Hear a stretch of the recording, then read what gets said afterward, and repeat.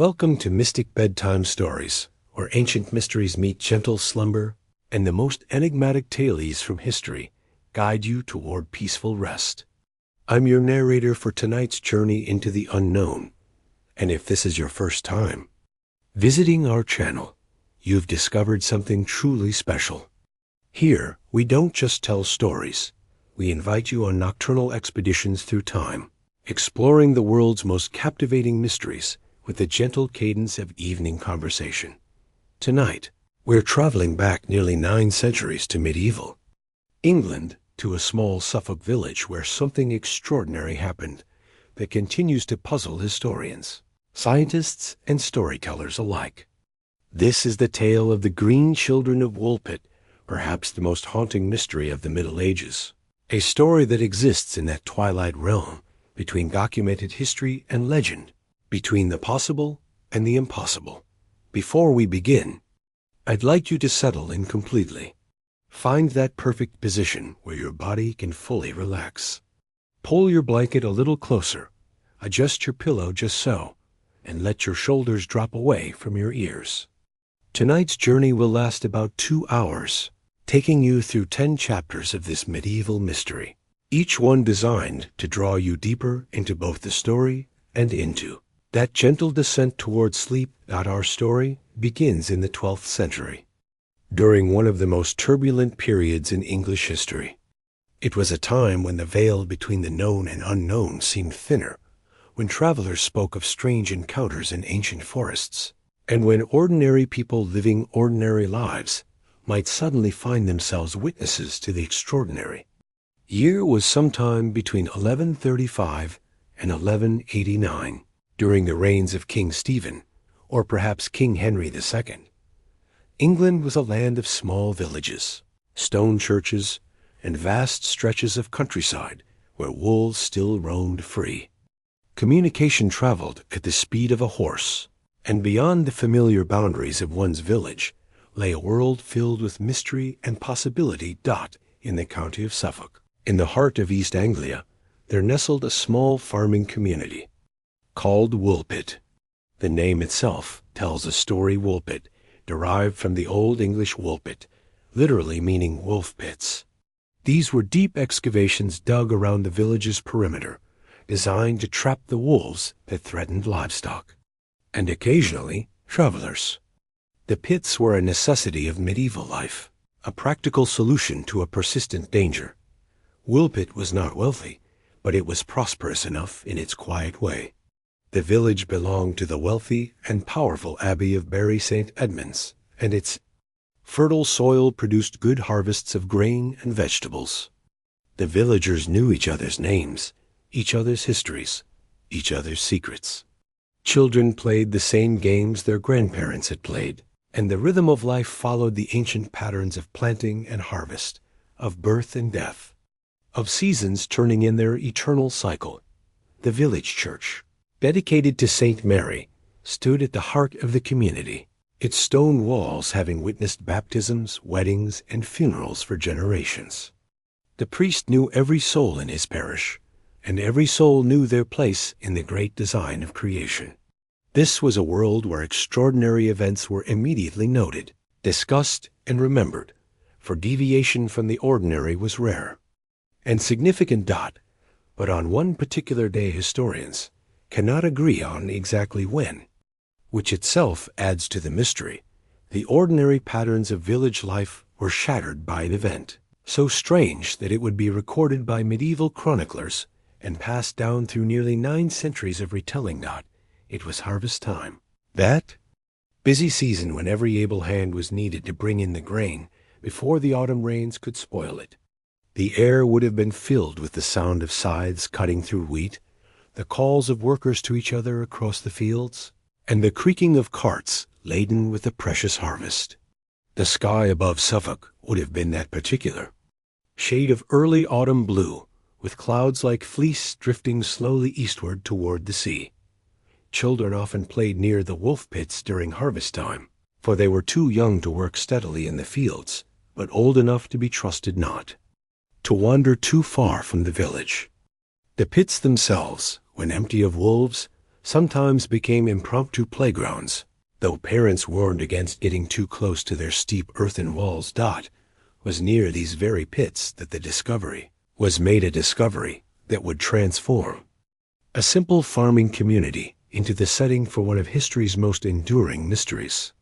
The discovery of two children who should not have existed, could not have existed according to everything the medieval world understood about the natural order of creation. Two children with skin the color of new leaves in spring. Two children who spoke no language anyone had ever heard. Two children who seemed to have appeared from nowhere, as if the earth itself had opened and released them into the world above. The green children of Woolpit. As we begin to explore their story together, let yourself imagine the England of 800 years ago. Picture thatched roofs and stone walls, narrow paths winding between fields of grain, and the ever-present sound of wind moving through ancient trees. Imagine a world lit by candle flame and firelight, where the night sky blazed with stars undimmed by artificial illumination, and where mystery was not something to be feared, but accepted as part of the grand tapestry of existence. Let your breathing slow and deepen as we step back through the centuries, leaving behind the complexities of our modern world to enter a simpler time, when wonder and mystery walked hand in hand with daily life. In just a moment, we'll begin Chapter 1, where we'll discover the village of Woolpit in all its medieval tranquility, and meet the people whose lives would be forever changed by the appearance of two impossible children. But for now, simply rest. Let the weight of your day settle away from you, like leaves falling from an autumn tree. The mystery of the green children has waited 9 centuries to be told again tonight.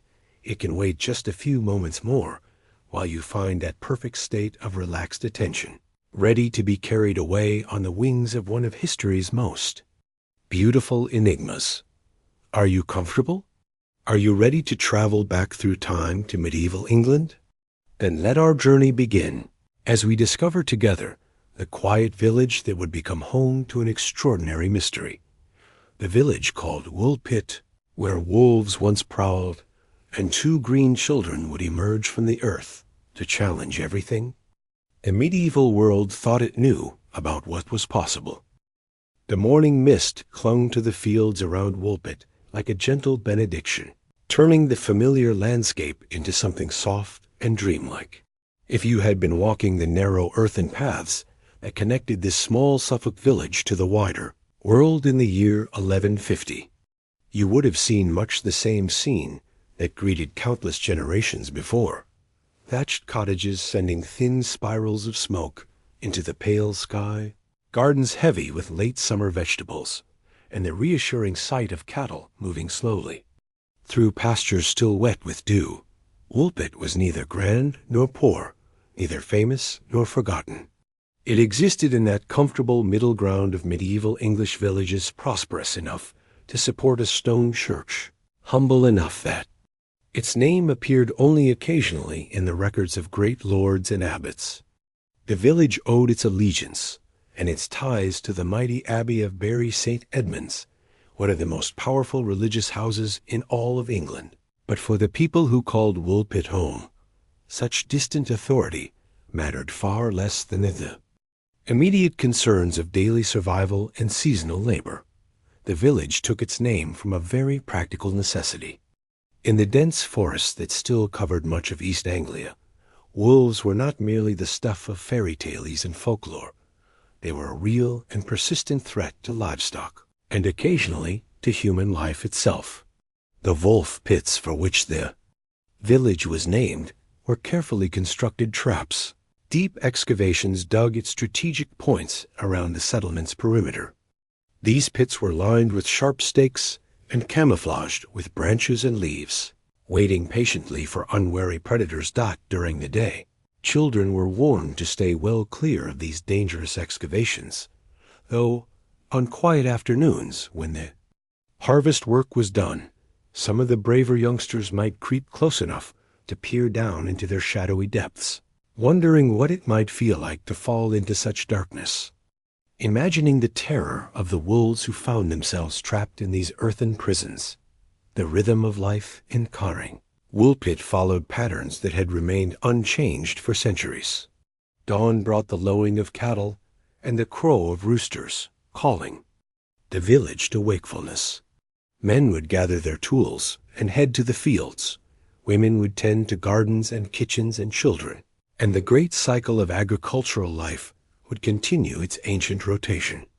Plowing in spring, planting as the days grew longer, weeding through the warm months of summer, and finally, the great communal effort of harvest that brought the entire community together in shared purpose. The village church of St. Mary stood at the heart of this small world, its Norman stone tower rising above the thatched roofs like a finger pointing toward heaven.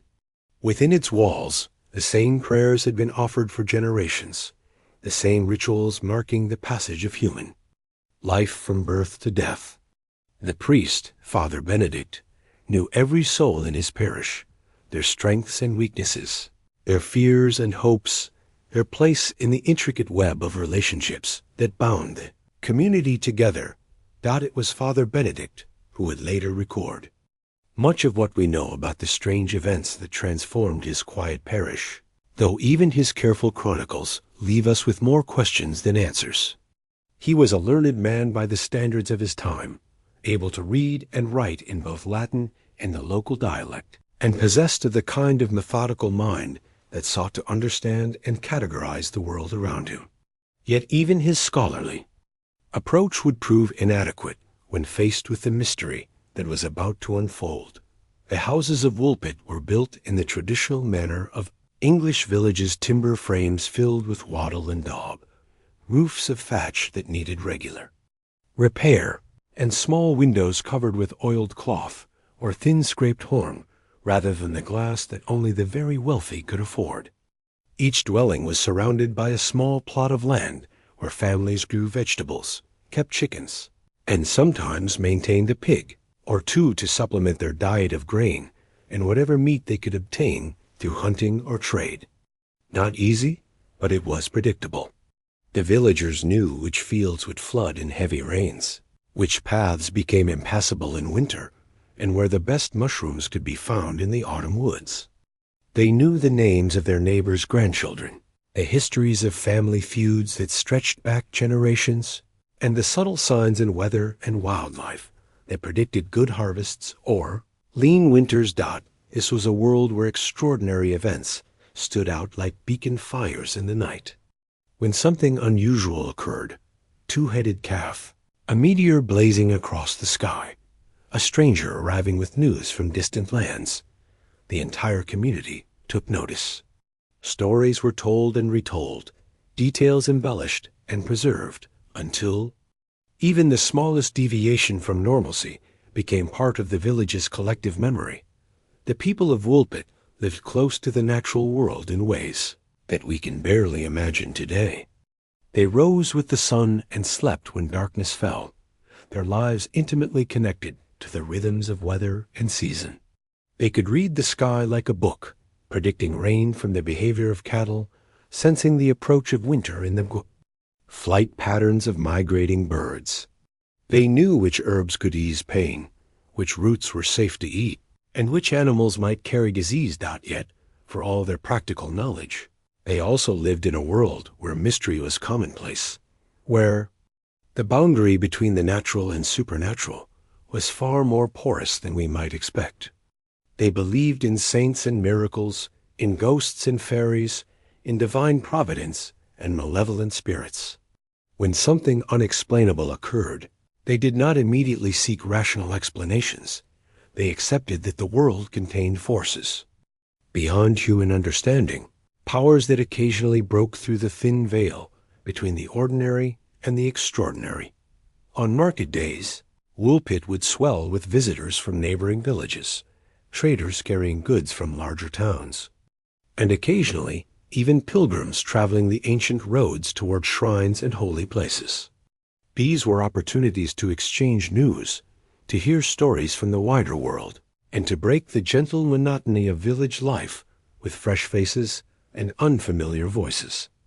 The market square, such as it was, occupied a wider section of the main path.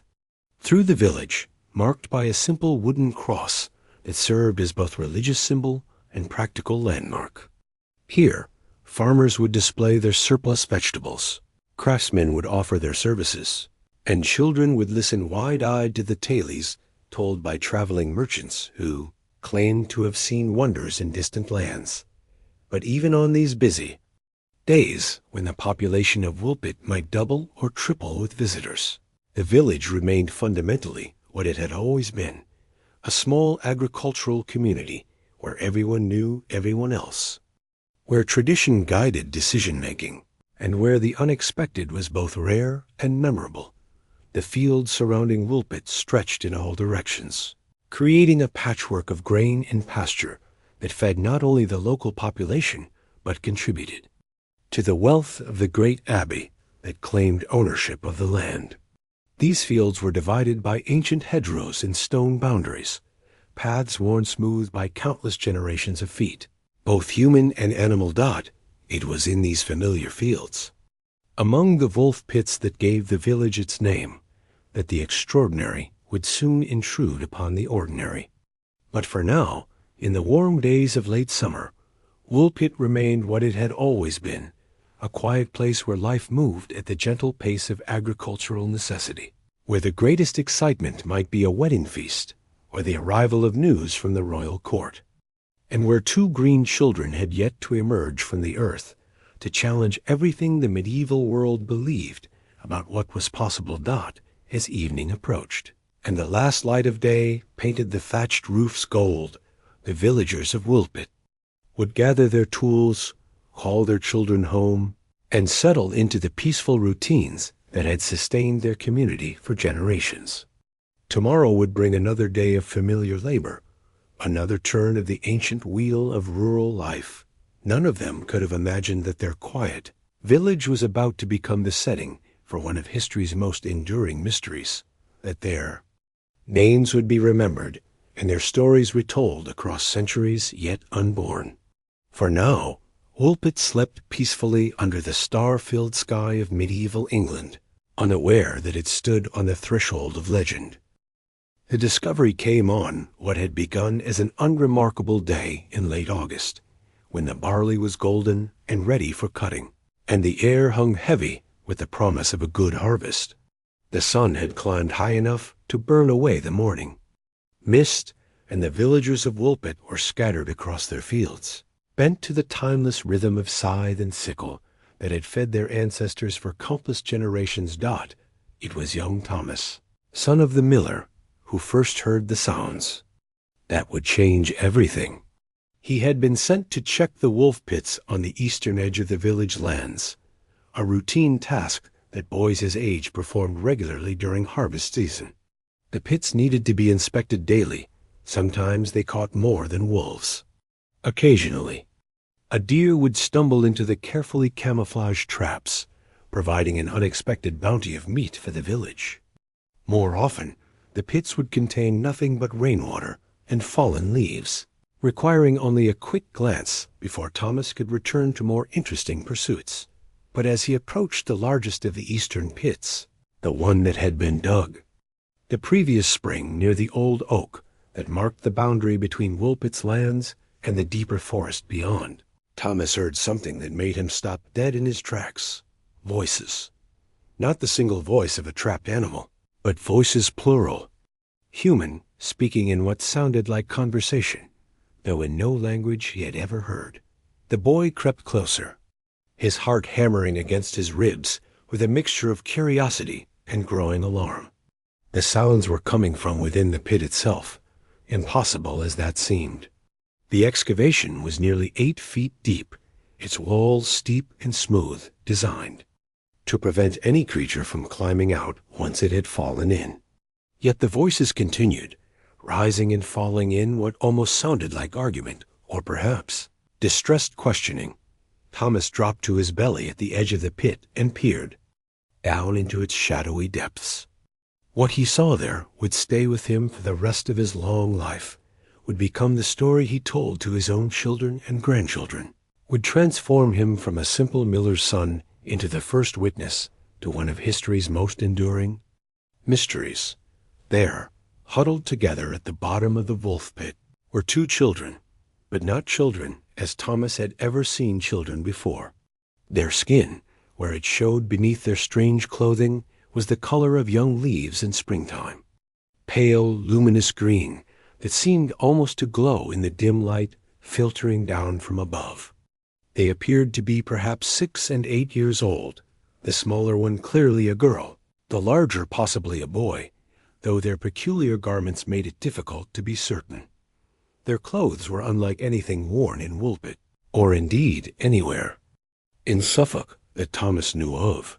The fabric appeared to be woven from some unfamiliar material, neither wool nor linen, but something that had an almost metallic sheen and fell in strange, stiff folds around their small bodies. The garments themselves were cut in an unusual fashion, more like tunics than the typical dress of English children, and they were fastened with what looked like buttons, though buttons were still a rarity in medieval England, and were certainly unknown in a village like Woolpit. The children's hair was also green, though a darker shade than their skin, and it fell straight and fine to their shoulders. Their eyes, when Thomas caught glimpses of them as they looked up toward the circle of sky above, seemed larger than normal, and of such a pale color that they appeared almost silver in the filtered light. But it was their voices that truly unsettled. The watching boy. They spoke continuously, sometimes to each other, sometimes seeming to address the walls of the pit itself or the sky above, but always in a language that bore no resemblance to English, Norman French, or even the Welsh tongue that traveling merchants sometimes brought to market. The sounds they made were melodious but utterly foreign, rising and falling with emotional inflections that suggested fear, confusion, and perhaps hope, but remaining completely incomprehensible. Thomas watched for several minutes, torn between fascination and the growing certainty that he should run back to the village as quickly as his legs could carry him. The children had noticed his shadow falling across the opening of the pit, and they had begun reaching up toward him, their strange pale green hands extended in gestures that clearly pleaded for help, their alien voices taking on tones of desperate supplication. The larger child, the boy, as Thomas had decided, it appeared to be trying to climb the walls of the pit, but the earth was too smooth and too steep, offering no purchase for his small fingers. Each attempt ended with the child sliding back down to the bottom of the excavation, where his companion would reach out to steady him before he tried again with the same futile determination. It was clear that the children were trapped, and equally clear that they had been there for some time. Their strange clothes were stained with earth, and they appeared weak, perhaps from hunger or thirst, or simply from the terror of their situation. Yet they were undeniably alive, undeniably human in their basic form, despite their impossible coloring and incomprehensible speech. Thomas made his decision with the kind of sudden clarity that sometimes comes to the young when faced with circumstances beyond their understanding. Whatever these children were, wherever they had come from, they needed help, and he was the only person who knew of their existence. He scrambled back from the edge of the pit and ran toward the village as if all the demons of hell were pursuing him. He found the first adult he could locate, Sarah, the baker's wife, who was spreading grain to dry in her yard behind the bakehouse. The words tumbled from his lips in a breathless torrent. Children in the Woolpit, green skin, strange clothes, speaking in tongues no one could understand. Sarah listened with the patient expression of an adult accustomed to the vivid imaginations of young boys, but something in Thomas's manner, his obvious terror, his trembling hands, his wide eyes convinced her that this was no childish fantasy. Within minutes, half the village was following Thomas back toward the eastern Woolpit. Father Benedict came, his robes kilted up around his knees as he hurried to keep pace with the excited crowd. William the blacksmith came, carrying a long rope that might serve to extract whatever poor creatures had fallen into the trap. Margaret the wise woman came, bringing her leather satchel of herbs and remedies. For if there were indeed children in the pit, they would likely need tending. The crowd that gathered around the Woolpit that afternoon represented nearly every soul in Woolpit, men and women, young and old, all drawn by curiosity and the kind of communal excitement that erupted whenever anything unusual disturbed the peaceful routine of village life. They peered down into the excavation with voices raised in amazement, fear, and heated debate about what should be done. There could be no doubt about what they were seeing. The two children huddled at the bottom of the pit were undeniably real, undeniably present, and undeniably impossible by everything the medieval world understood about human nature. Their green skin gleamed in the afternoon sunlight. Their strange clothes marked them as foreigners from some unknown land, and their continued speech in an incomprehensible tongue suggested origins that lay far beyond the familiar boundaries of Christian England. Some villagers crossed themselves and muttered prayers for protection against witchcraft or demon influence. Others argued for caution, suggesting that the children might be some kind of trap or illusion designed to lure good Christians into danger. But the majority, guided by the fundamental decency that characterized their small community, could see only two frightened children who needed rescue, regardless of their bizarre appearance. The debate might have continued until darkness fell, but it was ended by the simplest possible intervention. The smaller child, the girl, looked up at the crowd of faces surrounding the pit and spoke a single word in perfect, though accented, English. Please. That word, spoken with heartbreaking clarity by a small green child who should not have existed, settled the matter instantly. Whatever these children were, wherever they had come from, they were frightened, they were trapped, and they were asking for help in a language the villagers could understand.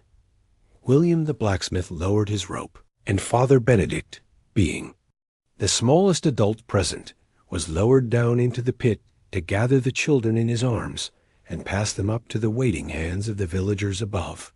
The priest would later record that touching the children felt exactly like touching any other human child. Their skin was warm and soft, their bodies solid and real, their tears when they cried both salt and wet. As the green children were lifted from the wolf pit that had somehow become their prison, the sun began its descent toward the western horizon, painting the Suffolk countryside in shades of gold and amber. The ordinary day had become extraordinary.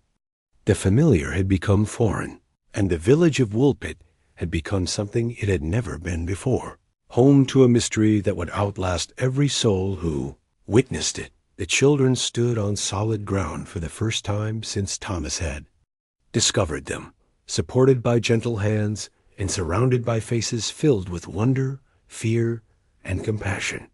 They clung to each other with the desperate grip of those who have found themselves in a world they do not understand, speaking their strange language in whispers that seemed to carry the weight of infinite sadness.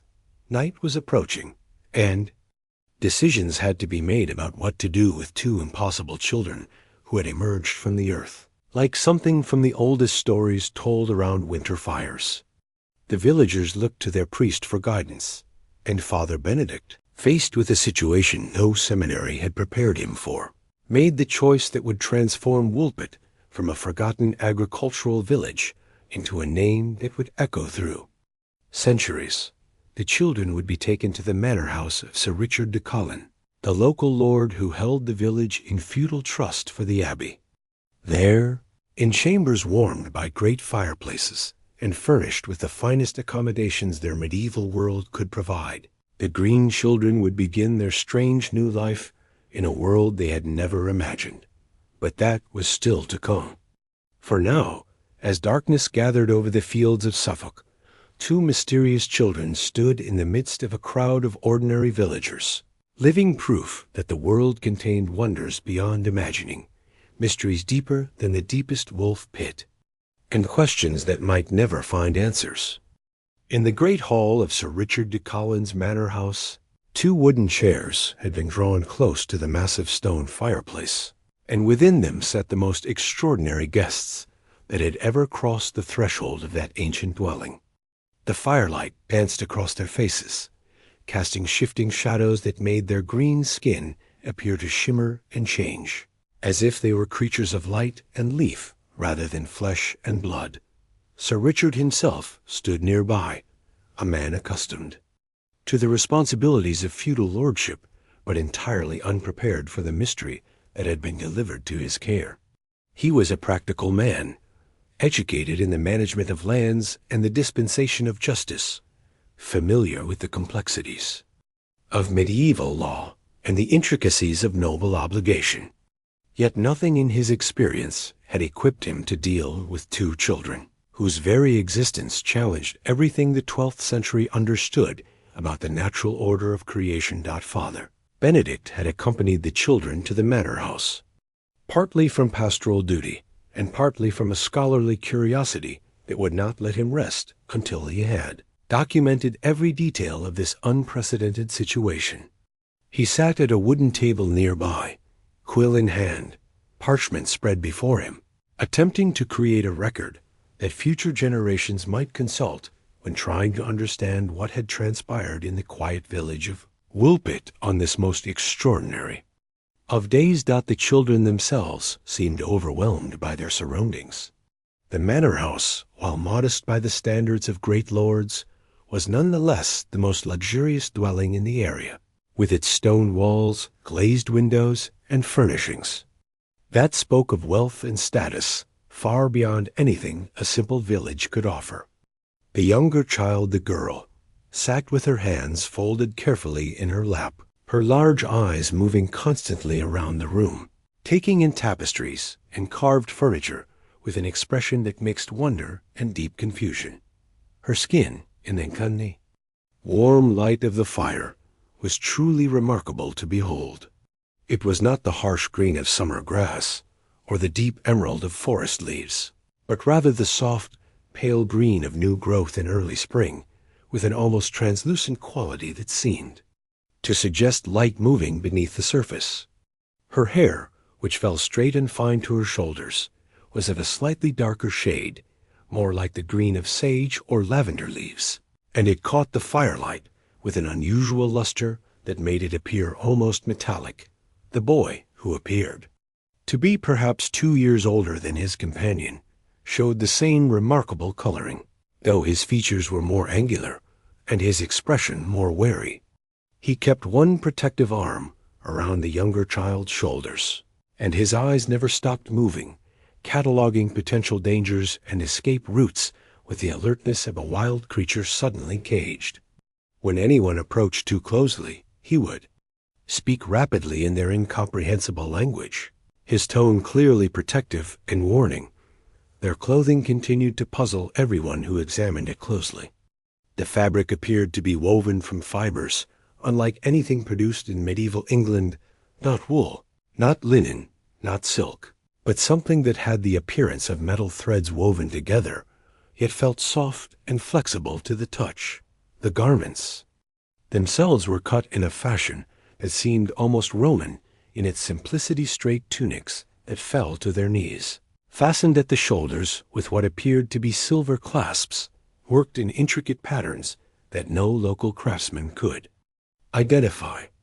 Most mysterious of all were their shoes, if they could be called shoes. They appeared to be made from a single piece of some unknown material, molded to fit their feet exactly, with no visible seams or fastenings. The color was the same pale green as their skin, and the surface had a texture that was neither leather nor cloth, but something entirely unfamiliar. When Sir Richard's steward had attempted to remove them to bathe the children's feet, the boy had become greatly agitated, speaking rapidly in their strange tongue and pulling his feet away, as if the shoes were somehow essential to his very identity. The language they spoke fascinated Father Benedict, perhaps more than any other aspect of their appearance. As a learned man who knew Latin, Norman French, and English, and who had encountered Welsh and Irish tongues through traveling clerics, He was accustomed to identifying the roots and relationships between different forms of human speech. But the sounds that flowed so naturally from the children's lips bore no resemblance to any language he had ever encountered or read about in scholarly texts. The speech itself was melodious, with a rising and falling cadence that was almost musical in its quality. The children seemed to have extensive vocabularies in whatever tongue they were speaking, engaging in what appeared to be complex conversations, asking what seemed to be questions, expressing what clearly were emotions, ranging from fear to curiosity to homesickness. Yet for all the apparent sophistication of their communication, not a single word they spoke could be understood by anyone present. Father Benedict had attempted to engage them in Latin, thinking that if they came from some distant Christian land, they might have learned the universal language of the Church. But they showed no recognition of his carefully pronounced phrases. He had tried simple English words, holding up objects and speaking their names clearly, hoping to begin some form of basic communication. The children would repeat the sounds he made with perfect accuracy, their pronunciation flawless, but there was no indication that they understood the connection between the words and the objects they represented. Most intriguingly, they seemed to understand far more than they could communicate. When Sir Richard gestured for them to sit, they understood and complied. When servants brought water for washing, they understood the intention and allowed themselves to be gently cleaned, though they remained suspicious throughout the process. They responded appropriately to tones of voice, becoming calm when spoken to gently and growing agitated when voices were raised. Even though the actual words meant nothing to them, their physical responses to their environment were equally puzzling. When servants had first attempted to light additional candles to provide better illumination for examining the children, both had shown signs of distress, squinting and turning away from the flames as if the light caused them physical discomfort. They seemed most comfortable in the dimmer light near the windows, and they appeared to see remarkably well in conditions that would have left their human observers squinting and straining. Food presented another mystery entirely. The children had been offered bread, cheese, meat, and ale, the standard provisions of medieval hospitality, but they had refused everything with expressions of what appeared to be genuine revulsion. They would examine each offering carefully, sometimes bringing it close to their faces as if to smell it, but then push it away with clear signs of distaste. Fresh fruit met with the same response, as did porridge, milk, and even honey, which most children found irresistible. The only sustenance they had shown any interest in was a handful of fresh bean pods that one of the kitchen servants had brought from the garden. These they had examined with something approaching excitement, speaking rapidly to each other in their musical language before consuming the beans with obvious pleasure. When more bean pods were brought, they devoured them eagerly, and for the first time since their discovery, they seemed content and satisfied. This particular detail struck Father Benedict as significant enough to record with special care in his growing chronicle of their strange characteristics. In medieval understanding, dietary preferences often revealed important information about a creature's essential nature. That the children would eat only the freshest of vegetables, and apparently only certain specific types, suggested origins in a land where such foods were common and other forms of sustenance. Unknown. As the evening progressed and the children began to show signs of exhaustion, preparations were made for their sleeping arrangements. A chamber had been prepared with soft beds, warm blankets, and every comfort that medieval hospitality could provide. But when the children were shown to their separate beds, they became greatly distressed, clinging to each other and speaking in rapid, plaintive tones that clearly indicated they had no intention of being parted.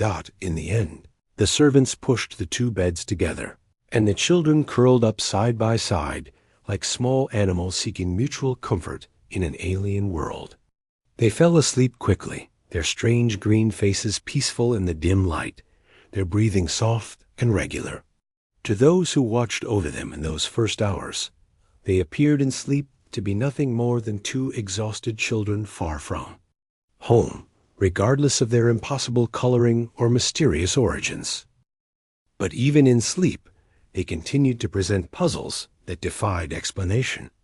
Their skin seemed to give off the faintest luminescence in complete darkness, not bright enough to read by, but sufficient to make their forms visible when all other light had been extinguished. They made soft sounds in their sleep, not quite words, but clearly the remnants of their strange language, as if even in dreams they continued conversations begun in whatever distant land had given them birth. Sir Richard, Father Benedict, and the various servants and retainers who had witnessed the day's extraordinary events gathered in the hall to discuss what should be done. The children were clearly human in their basic form and needs, yet their appearance and behavior suggested origins that lay far beyond the boundaries of any known land.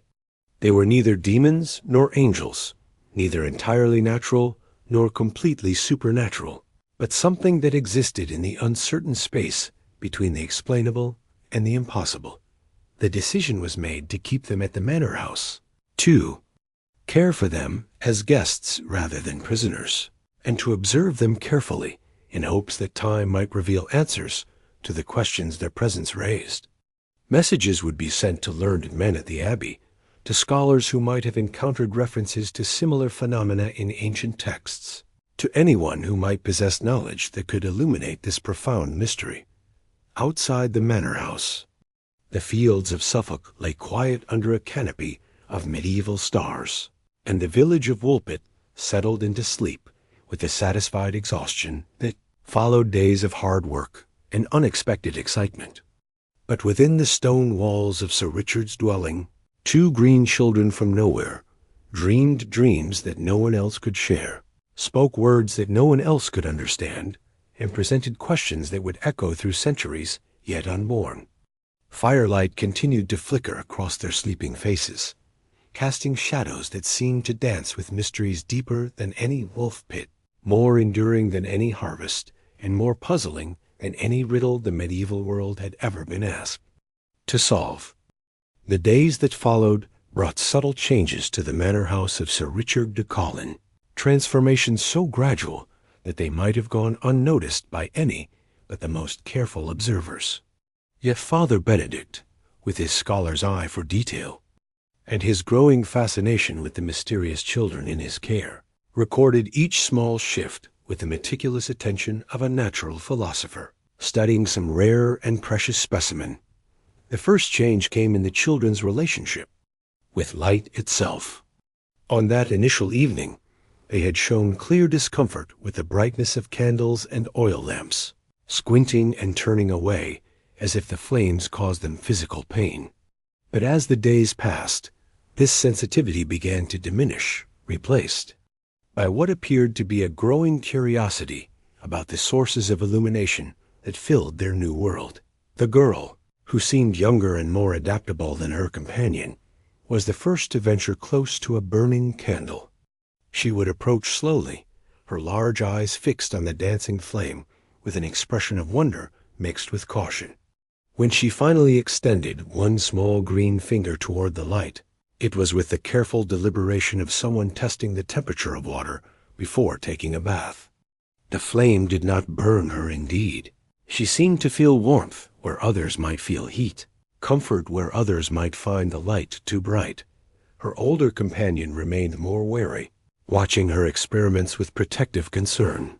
He would position himself always between her and the adults in the room, ready to sweep her away if her curiosity led her into danger.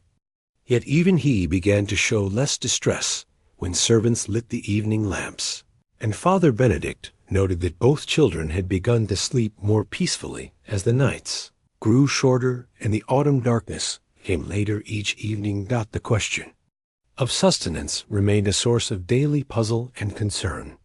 The children continued to refuse all conventional food. Bread left them nauseated. Meat caused visible revulsion, and even the sweetest fruits were pushed away with expressions of genuine distaste. Only the freshest vegetables seemed to appeal to them, and even then, Their preferences were highly specific and seemingly arbitrary. Margaret, the wise woman, whose knowledge of herbs and healing had made her indispensable to the village for decades, took particular interest in understanding what the children could and would eat.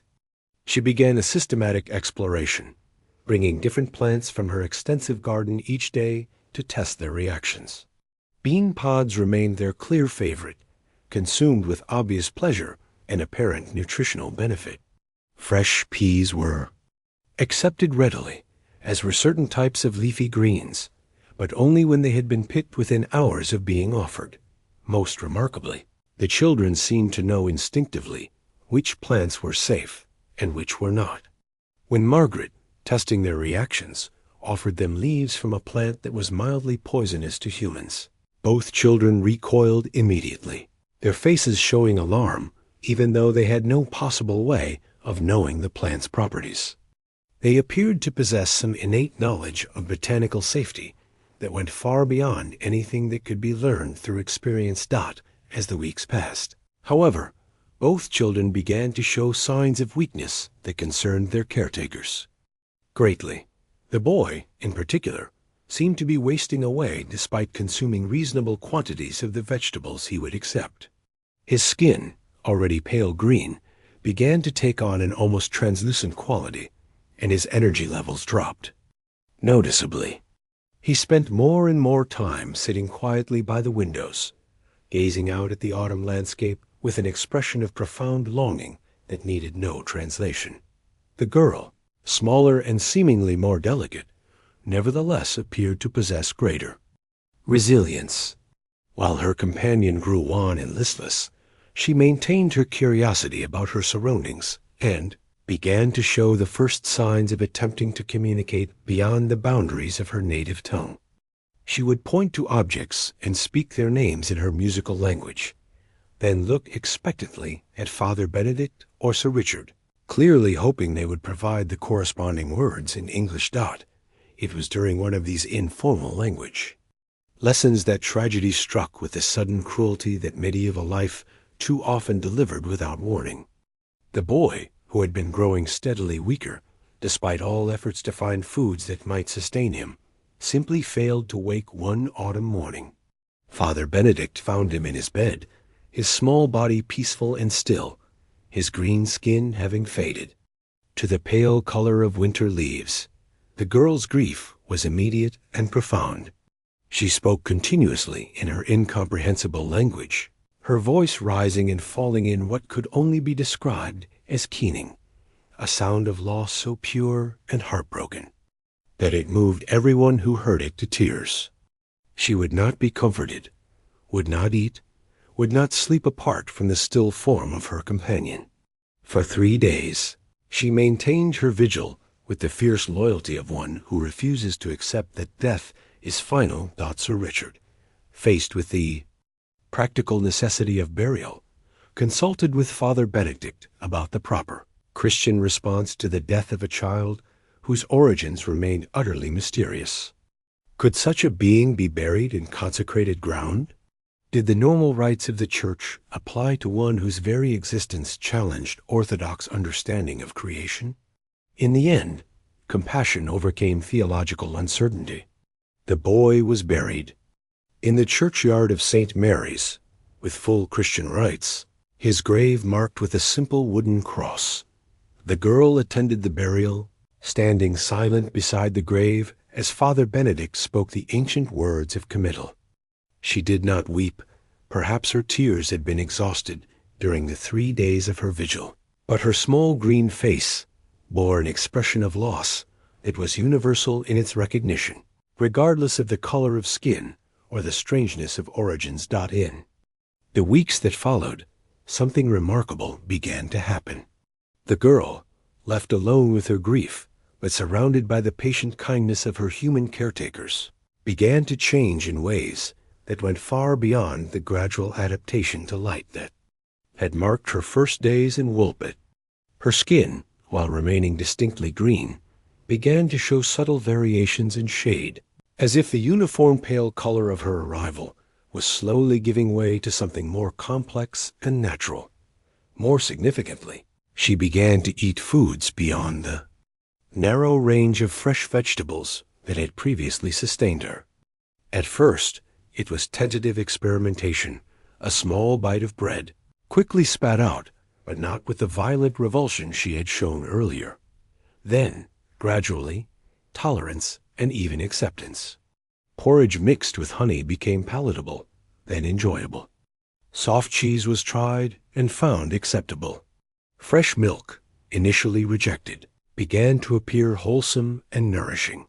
Father Benedict theorized that grief and isolation had somehow altered her fundamental nature, that the loss of her companion had forced adaptations that might not otherwise have occurred. Margaret the wise woman had a simpler explanation. The child was learning to live in the world she found herself in, adapting because survival demanded adaptation. With expanded dietary options came improvements in health and energy. The translucent quality that had begun to affect her skin disappeared, replaced by a more robust, though still distinctly green, complexion. She began to grow, not just physically, but in confidence and curiosity about her surroundings. Most remarkably of all, she began to speak in English. Her first English words were simple and practical. Please, thank you, yes, and no. But they were pronounced with perfect clarity and obvious understanding of their meaning. Father Benedict, who had been conducting informal language lessons throughout her residence at the manor, was amazed at the speed with which she acquired new vocabulary. Within months, she was speaking in complete sentences, though always with a slight accent that gave her speech a musical quality reminiscent of her native tongue. As her English improved, the frequency of her speech in the unknown language decreased correspondingly, as if one form of communication was gradually replacing the other. Father Benedict made careful notes of the words and phrases he remembered from her original tongue. But as time passed, even his scholarly memory began to lose the precise sounds and rhythms that had once marked her as utterly foreign. The girl herself seemed to be leaving her mysterious origins behind with the same gradual inevitability with which her skin was losing its startling green hue. Each month brought subtle changes, a slight reduction in the intensity of her coloring, a greater willingness to participate in the normal activities of manor life, an increasing integration into the human world that had become her permanent home. Sir Richard, who had initially viewed the children as temporary wards requiring care, until some solution to their mysterious origins could be found, began to realize that no such solution was likely to emerge. The girl was becoming a permanent resident of his household, a strange addition to his family that he was growing surprisingly fond of. She was intelligent, well-behaved, and possessed of a quiet dignity that made her a pleasant companion, despite the questions that continued to surround her existence. The servants, too, had grown accustomed to her presence. What had once been a source of nervous speculation had become simply part of the daily routine. The green girl who helped in the kitchen gardens, who had an unusual talent for knowing which plants were ready for harvest, who spoke with a slight accent and remembered nothing of her life before Woolpit. She was becoming as much a part of the manor household as anyone born to it. Yet even as she adapted and integrated, questions remained. On quiet evenings, when she thought no one was watching, she would sometimes be found standing at a window, gazing out at the darkening landscape with an expression of distant longing. At such moments, her green skin seemed to shimmer slightly in the failing light, and observers might catch faint echoes of her original musical language in the soft sounds she made to herself. The light of the medieval world was gradually claiming her, drawing her away from whatever shadowy realm had given her birth. But in the process of becoming more human, she was also becoming more mysterious, a living bridge between two worlds that might never again intersect, carrying within herself memories of a place that might exist only in the space between legend and dream.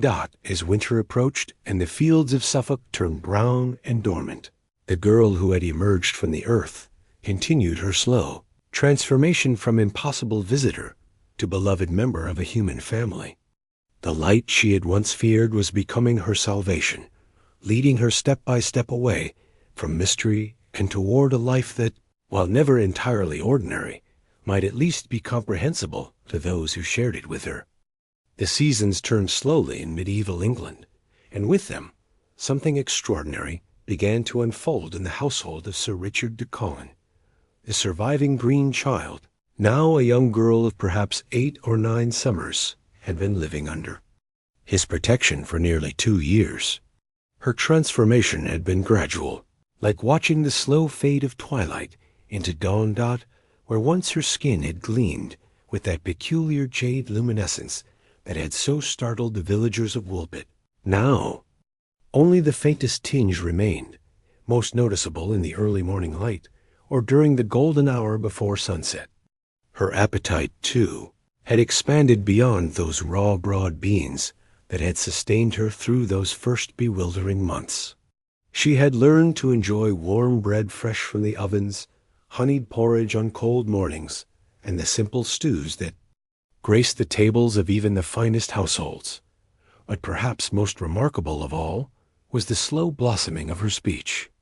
What had begun as careful repetition of single words, water, bread, warm, had grown into hesitant phrases, then full sentences, and finally into the flowing cadences of one who could truly communicate her thoughts and dreams.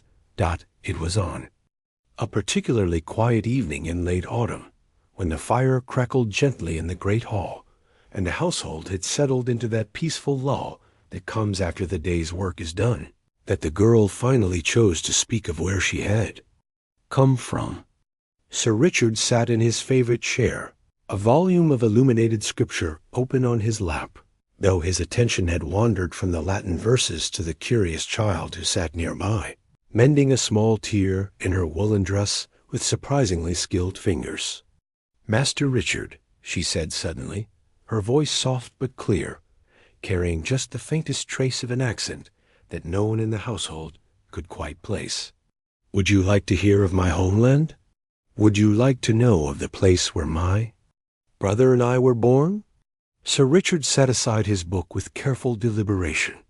In all the months since the children's arrival, neither he nor anyone else had pressed too hard for answers. The boy had died before learning more than a handful of English words, taking whatever secrets he might have shared to his grave. The girl, when asked direct questions about her origins, had always fallen silent, her green eyes distant and troubled. But now, it seemed, she was ready to speak.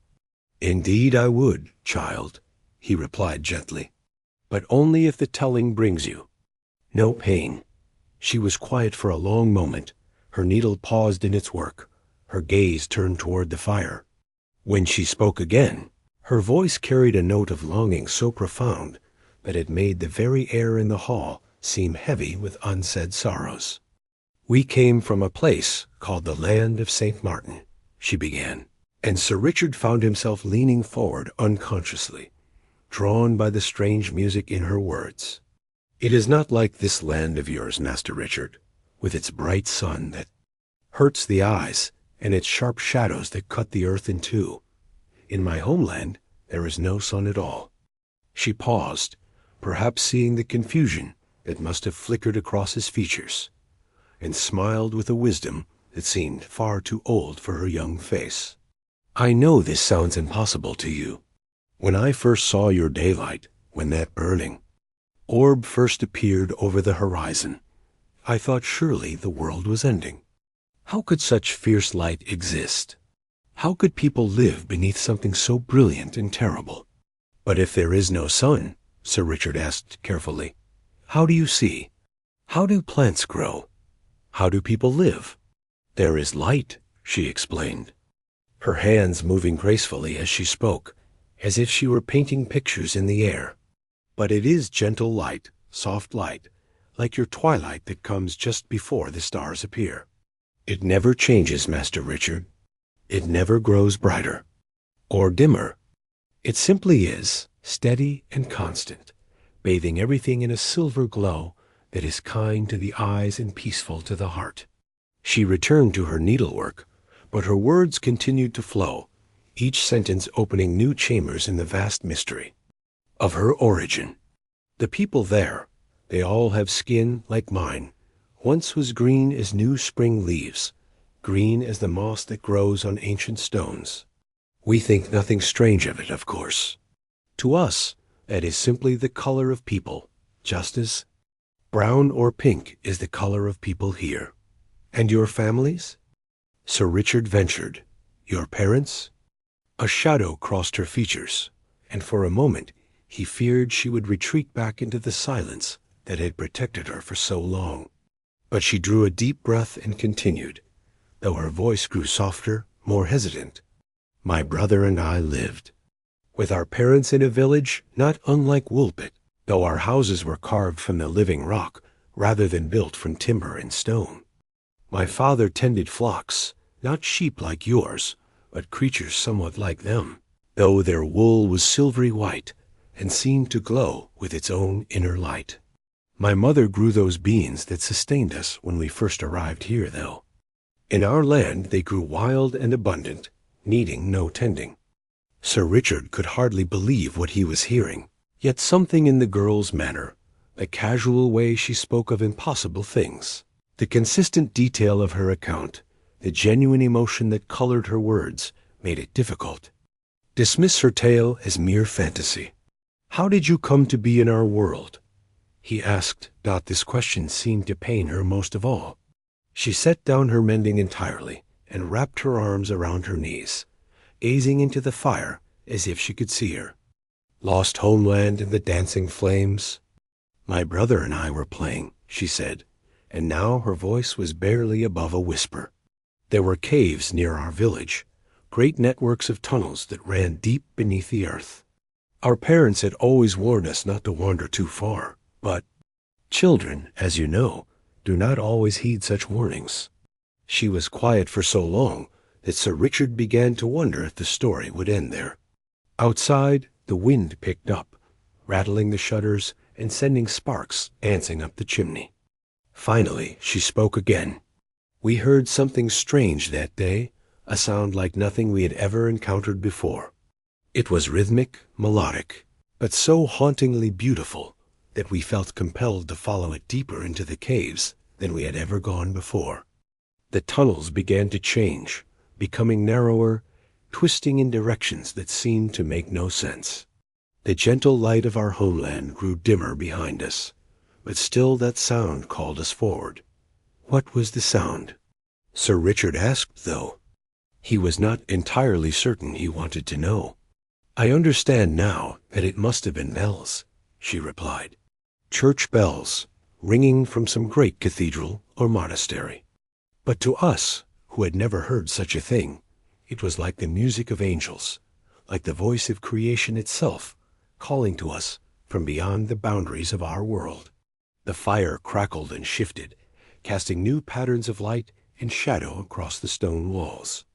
The girl's eyes reflected the flame light, giving her an otherworldly appearance that reminded Sir Richard powerfully of how she had looked on that first day in Woolpit, strange and luminous and utterly alien. We followed the sound for what felt like hours, though time moved strangely in those deep places.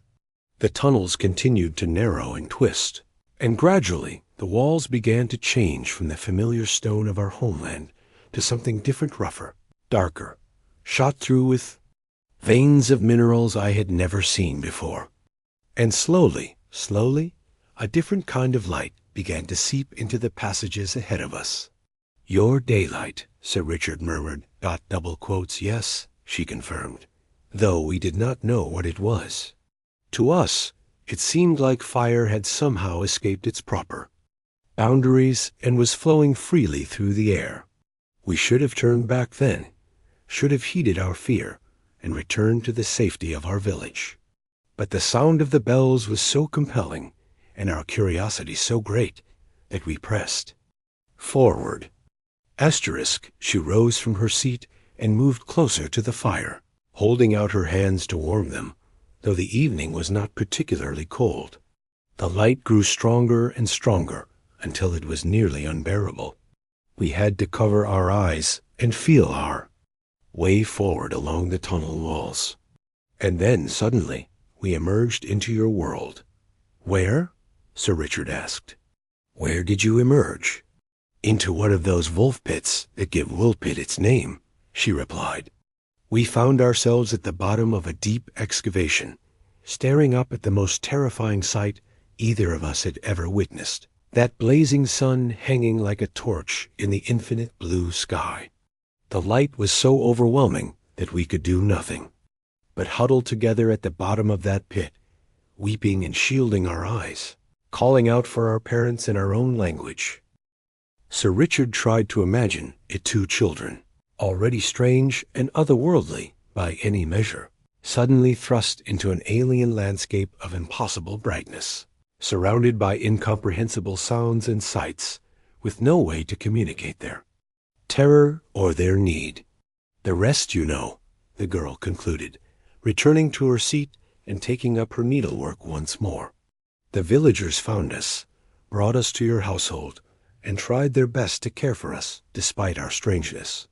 My brother, I think, never recovered from the shock of our displacement. He grew weaker and more listless with each passing day, until finally his spirit simply let go of this world.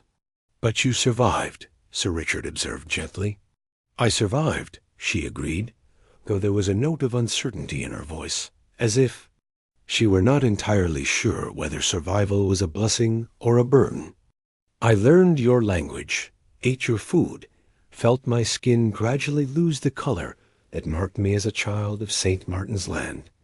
But I have never forgotten Master Richard. I remember every detail of my homeland, the silver light, the gentle people, the sweet taste of the beans that grew wild in our fields. I remember my parents' faces, though I know I will never see them again. How can you be certain of that? Sir Richard asked. The girl was quiet for a long moment, carefully considering her answer. Because I have tried to find my way back, she admitted at last.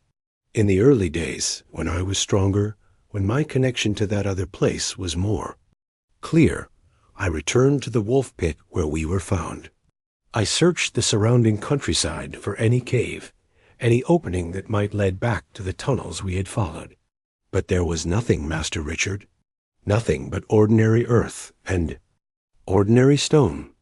She looked up at him then, and in her eyes he saw a depth of loss that no child should have to carry. I think, perhaps, that the passage between our worlds was not meant to remain open. Perhaps it was a miracle that allowed us to cross over at all, and when my brother died, when I began to change and become more like the people of this world, that miracle ended. Do you regret it? Sir Richard asked quietly. Do you wish you had never followed the sound of the bells? The girl was quiet for such a long time that he began to think she would not answer. When she finally spoke, her voice was soft but steady, filled with a kind of resigned wisdom. I regret that my brother could not adapt as I have, she said. I regret that my parents must wonder always what became of their children, must live with the terrible uncertainty of not knowing whether we are alive or dead. But as for myself, I think perhaps this was meant to be. Perhaps some of us are meant to live between worlds, to carry the memory of one place into the heart of another, to serve as bridges between the known and the unknown. The fire had burned low during their conversation, and shadows had gathered in the corners of the great hall. Sir Richard found himself overwhelmed by the extraordinary nature of what he had just heard, not just the impossible details of the girl's account, but the profound grace with which she had learned to accept her displacement, her loss, her transformation from creature of one world into citizen of another. What will you do now? He asked. Now that you have told me this story, what will become of you? The girl smiled then, and in that smile was all the resilience of youth, all the adaptability that had allowed her to survive when her brother could. I will continue to live here, if you will have me, she said. I will learn more of your customs, your language, your ways of seeing the world. Perhaps one day I will marry, have children of my own, and tell them bedtime stories of a place where the light is always gentle and the people have skin like spring leaves. She paused in her work once more, looking thoughtfully into the dying embers. And perhaps, Master Richard, I will serve as a reminder that the world is far stranger and more wonderful than most people imagine, that there are places beyond the reach of maps, experiences beyond the boundaries of common understanding, mysteries that will never be fully solved. The wind outside had quieted, and a profound peace seemed to settle over the hall. Sir Richard found himself thinking of all the impossible things he had been told this evening, of lands without sun, of people with green skin, of tunnels that connected one world to another, of children who could cross between realms guided only by the sound of distant bells. Tomorrow, he knew, he would wake and wonder if it had all been some strange dream. But for now, in this quiet moment by the dying fire, he was content to sit in the presence of mystery, to accept that there were truths in the world that reason could not fully grasp, and to marvel at the extraordinary resilience of the young girl who had traveled so impossibly far to end up mending clothes by his fireside. The girl yawned then, a small, very human gesture that somehow made all her otherworldly revelations seem both more real and more magical. "I think I will go to sleep now, Master Richard," she said, rising and folding her mending carefully. "Thank you for listening to my story." "Thank you for sharing it," he replied. "Sleep well, child. Dream of whatever world brings you peace." As her footsteps faded up the stairs to her chamber, Sir Richard remained by the fire, staring into the glowing coals and wondering at the strangeness of life, the mystery of existence, and the incredible journey that had brought a girl from the land of St. Martin to find a home in his English manor house.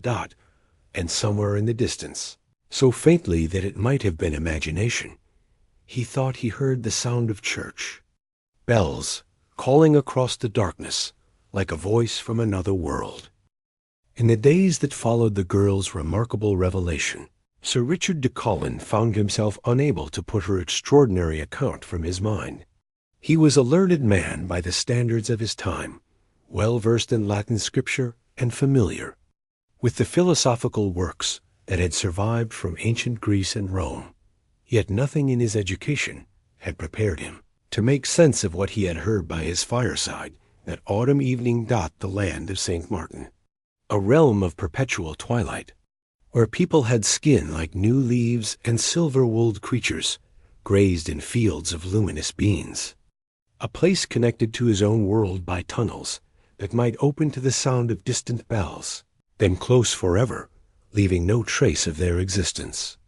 It was the stuff of legend, of fairy tales told to children on long winter nights. And yet the girl spoke of it with such consistent detail, such genuine longing, that dismissing it as mere fantasy seemed almost cruel. Sir Richard was not alone in his puzzlement.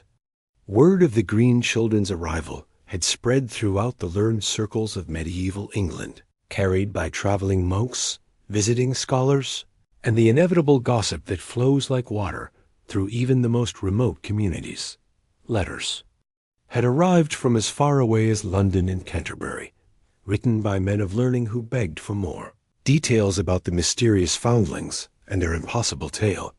On a gray morning in early winter, Sir Richard received an unexpected visitor. Brother Augustine was a Benedictine monk from the nearby abbey of Bury St. Edmunds, a man renowned throughout the region for his knowledge of ancient texts and his collection of maps from across the known world. He had traveled to Woolpit specifically to meet the surviving Green child and to hear her story firsthand. "I confess, Sir Richard," the monk said, as they sat in the same hall where the girl had shared her account, "that I have spent many sleepless nights attempting to reconcile what you have written to me with everything I understand about the geography of our world." The girl, now called Agnes by the household, sat quietly nearby, her needlework in her hands, but her attention clearly focused on the conversation. Her English had continued to improve remarkably, and she showed no reluctance to discuss her origins with this new visitor. Brother Augustine unrolled a large parchment across the oak. Table a map of the known world as understood by medieval scholars. It showed Europe, parts of Africa and Asia, and the British Isles positioned at what the mapmaker considered the edge of civilization. Beyond the mapped territories lay only vague illustrations of sea monsters and the cryptic notation, "Here be dragons." "Tell me, child," the monk said gently, "when you speak of the land of St. Martin, do you mean St. Martin of Tours, the holy bishop who divided his cloak with a beggar and later became one of the most revered saints in Christendom?" Agnes looked puzzled. "I know only that our land was called by that name," she replied. "We had no bishops or beggars there. It was simply what people called the place where we lived." Brother Augustine stroked his graying beard thoughtfully. St. Martin's feast day is celebrated throughout the Christian world on the 11th of November. It marks the beginning of winter, the time when the light begins to fade and the world prepares for the long darkness ahead. Perhaps there is some connection there, a land of perpetual twilight bearing the name of a saint whose feast marks the dimming of the year. Sir Richard found this notion intriguing, but it raised more questions than it answered. "Are you suggesting, brother, that this land of St. Martin might exist in some form we simply do not understand? That there might be places in God's creation that exist alongside our own world, but remain hidden from ordinary perception?" The monk was quiet for a long moment, his eyes moving between the girl and the map spread before them. "The ancients wrote of many wonders," he said finally. "Pliny speaks of races of men with peculiar characteristics dwelling in distant lands. The Celtic peoples, before they accepted Christ's message, told stories of the otherworld, a realm of eternal youth and plenty that existed parallel to our own, accessible through certain caves or across bodies of water at specific times." Agnes leaned forward with sudden interest. "Caves," she repeated. "Yes, that is how we came here. Through caves that changed as we traveled through them." Brother Augustine nodded slowly. "The Celts believed that their otherworld, which they called the She, or the land of the ever-young, was not above or below our world, but somehow beside it, occupying the same space, but in a different manner. They spoke of thin places where the boundaries between worlds grew weak, allowing passage from one realm to another." "But surely," Sir Richard protested, "these are pagan superstitions, remnants of beliefs that should have no place in Christian understanding." The monk smiled with the patience of one who had spent many years reconciling apparent contradictions in human knowledge. "Consider, my friend, that God's creation is vast beyond our comprehension. Did not Christ himself speak of his Father's house having many rooms? Did not the Apostle Paul write of being caught up to the third heaven, to a paradise where he heard inexpressible words that mortals are not permitted to speak?" He gestured to Agnes, who had been following this theological discussion with remarkable attentiveness. "This child speaks of a land where the light never changes, where there is no hunger, no harsh weather, no strife. Does this not sound remarkably similar to the paradise that Scripture promises to the faithful? Perhaps what she calls the land of St. Martin is not another place at all, but another way of existing, a state of being that occasionally intersects with our own fallen world." Agnes shook her head firmly. "It was not paradise, brother. People grew old and died there, just as they do here. Children sometimes fell ill. There were sorrows and disagreements, though perhaps they were gentler than the ones I have observed in this world. It was simply different, not perfect." This distinction seemed to fascinate both men. Sir Richard poured wine for his guest and settled back in his chair, his mind working through the implications of what they were discussing. "If we accept that such a place might exist," he said slowly, How do we explain why only these two children found their way from there to here? Surely others would have made the journey, either by accident or by design. Brother Augustine consulted. A leather-bound volume he had brought with him, a collection of chronicles and historical accounts gathered from monasteries throughout Europe. That is perhaps the most intriguing aspect of this mystery, he said, turning yellowed pages with careful reverence. For you see, Agnes and her brother are not unique. Both Sir Richard and Agnes stared at him in surprise. The monk continued, reading from his book, his voice taking on the rhythmic cadence of one accustomed to reading aloud in chapter houses. There is an account from the abbey at Waltham, written some 30 years ago, of a child found wandering near the forest, with skin of an unusual pallor, and speaking no recognizable language. The chronicler notes that the child would eat only certain plants and seem distressed by direct sunlight. He turned to another page. Here, from a monastery in northern Wales, comes the story of two children discovered in a field after a severe thunderstorm.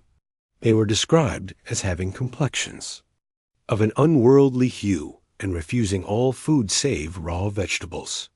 One died within days, the other learned Welsh and claimed to come from a land beyond the western sea where the sun never rose. Agnes had gone very still, her needlework forgotten in her lap. There were others, she whispered. It would seem so. Child, Brother Augustine replied gently, though the accounts are scattered and incomplete. Most were dismissed as local curiosities, strange tales to be recorded, but not deeply investigated. Your case is remarkable primarily because it has been so thoroughly documented, and because you survived long enough to provide such a detailed account of your origins. Sir Richard found himself studying the map with new eyes. Could there be many such lands? Multiple realms existing alongside our own, occasionally touching our world long enough for passage to occur? The monk traced lines across the parchment with his finger, following coastlines and mountain ranges, pausing at areas left blank by the cartographer. The philosophers of ancient Greece spoke of the concept they called the great chain of being, the idea that creation exists in multiple levels, each connected to those above and below it. Perhaps what we call the natural world is only one link in that chain. But why, children? Agnes asked suddenly. In my homeland, it was not common for people to disappear into caves and tunnels. Why were my brother and I drawn to follow that sound when older, wiser people might have turned back? This question seemed to strike both men as particularly profound. Brother Augustine closed his chronicle and leaned forward, studying the girl's face with the intensity of a scholar encountering a particularly challenging text. Children, he said thoughtfully, exist in a state of openness that adults often lose. They see wonders where we see only the ordinary. They hear music where we hear only noise. Perhaps the boundaries between worlds are more permeable for those whose minds have not yet been fully shaped by the expectations of a single reality. Sir Richard nodded slowly. I have noticed that Agnes still sometimes pauses in her work to listen to sounds that I cannot hear. Sometimes she looks toward empty corners, as if she sees something there that escapes my perception. Agnes colored. Slightly. It is nothing supernatural, she said quickly. Sometimes I think I hear the bells that first led us into the tunnels. Sometimes I see movements in my peripheral vision that remind me of the gentle light of my homeland. But when I turn to look directly, there is nothing there. Perhaps, Brother Augustine suggested, you retain some connection to the land of St. Martin. Perhaps the passage between worlds, while closed to physical travel, remains partially open to memory and perception. The afternoon wore on as the three of them explored every possible explanation for the mystery. They discussed the writings of ancient philosophers who had theorized about multiple dimensions of reality. They examined maps of distant lands, wondering if the land of St. Martin might exist in some remote corner of the earth that had simply never been explored by Christian travelers. Brother Augustine shared accounts from other monasteries of strange, phenomenal lights in the sky that moved in impossible patterns, areas of forest where compasses pointed in wrong directions, springs of water that appeared and disappeared without explanation. Each story seemed to hint at the same underlying truth, that the world contained far more mystery than even the most learned men could comprehend. As the winter sun began to set, painting the hall in shades of gold and amber, Brother Augustine prepared to take his leave. He rolled up his maps and secured his chronicles, but his expression remained thoughtful, as if the day's conversation had opened doors in his mind that would never quite close again. "I will continue to search through the archives," he promised. "Perhaps there are other accounts, other clues that might help us understand the nature of these boundary crossings. In the meantime, Agnes, I would encourage you to record everything you remember of your homeland, every detail, no matter how small it might seem. Such accounts may prove invaluable to future scholars attempting to map the hidden geography of creation." After the monk had departed, Sir Richard and Agnes sat together in the growing dusk, each lost in contemplation of all they had discussed. The fire crackled softly on the hearth, and somewhere in the distance the evening bells of the village church began to ring, calling the faithful to vespers. Agnes lifted her head at the sound, her expression distant and listening. For just a moment, Sir Richard could almost imagine he saw something of her original strangeness reassert itself, a luminous quality to her skin, an otherworldly cast to her features. "Do you think," she asked softly, "that my parents sometimes hear church bells in their world and wonder if they are messages from the place where their children disappeared?" It was a question that had no answer, yet somehow it seemed to contain more truth about the nature of love and loss than all the scholarly discussions of the afternoon.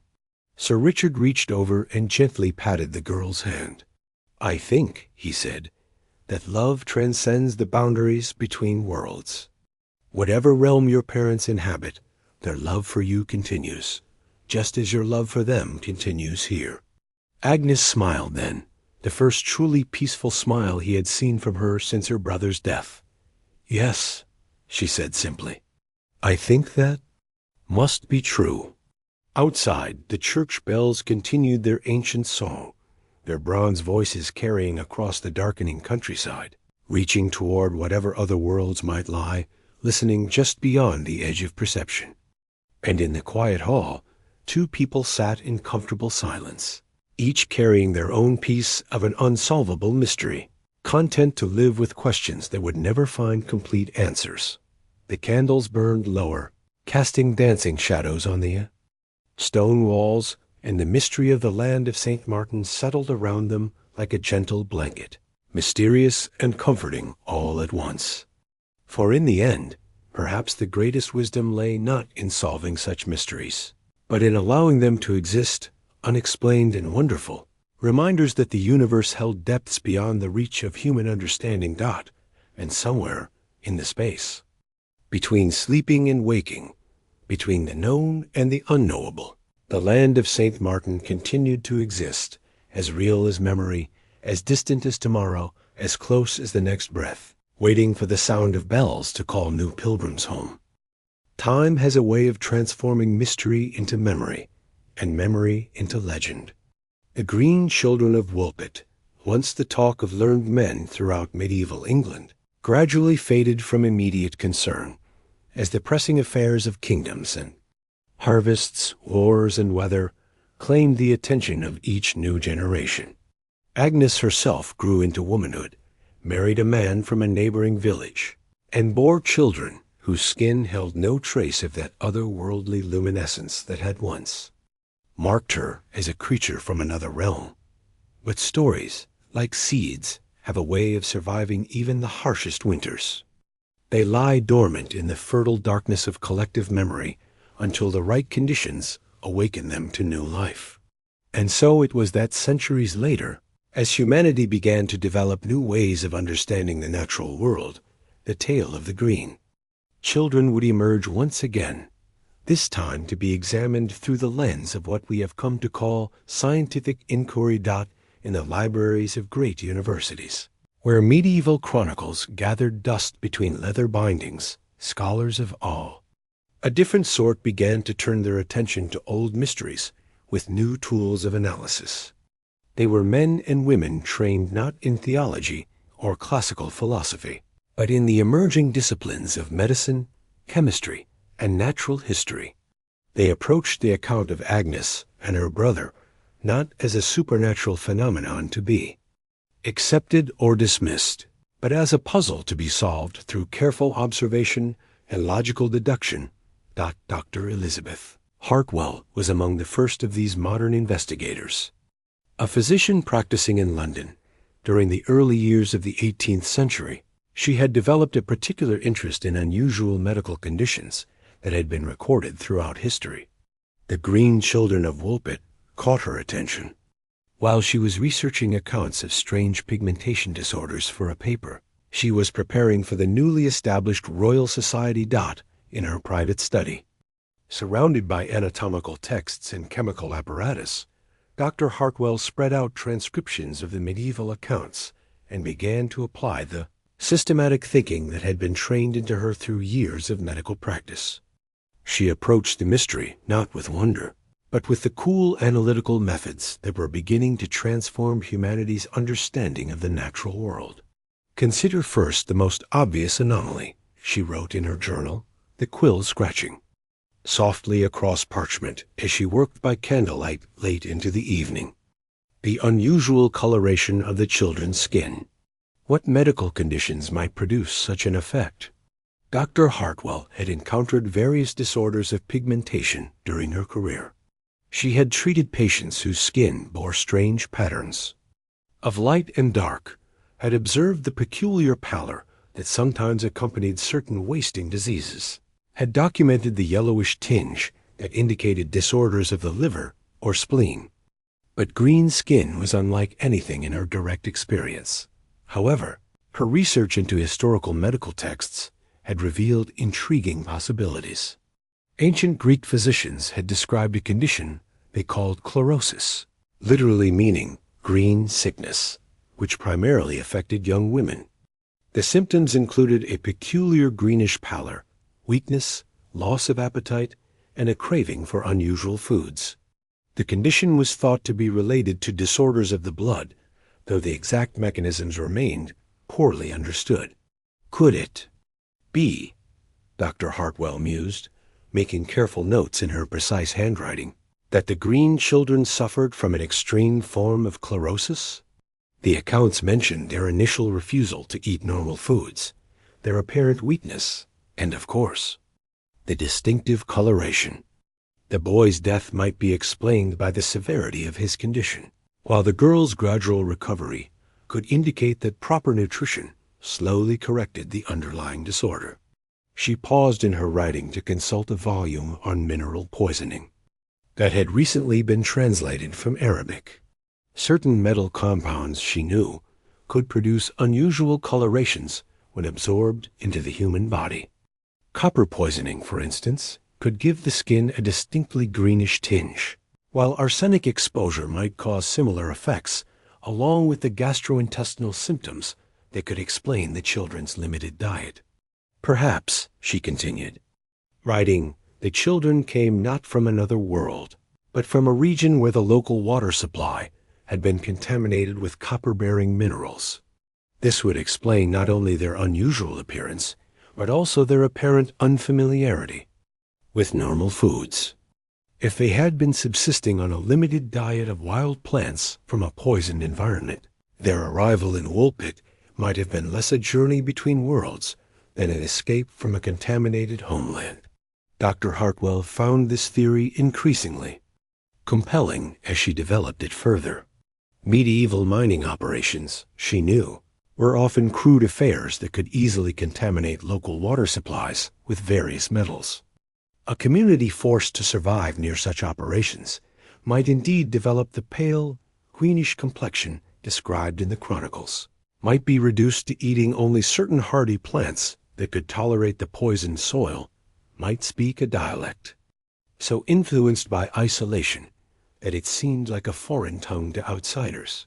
But even as she constructed this rational explanation, Dr. Hartwell found herself troubled by certain aspects of the historical accounts that seemed to resist such tidy solutions. The children's apparent complete ignorance of bread, meat, and other common foods suggested an isolation so extreme as to be almost inconceivable. Their language, according to all witnesses, bore no resemblance to any known dialect of English, French, or the various Celtic tongues spoken in remote parts of Britain. Most puzzling of all was Anne's consistent account of her homeland's perpetual twilight. No region of earth, however remote or poisoned, existed in a state of eternal dusk.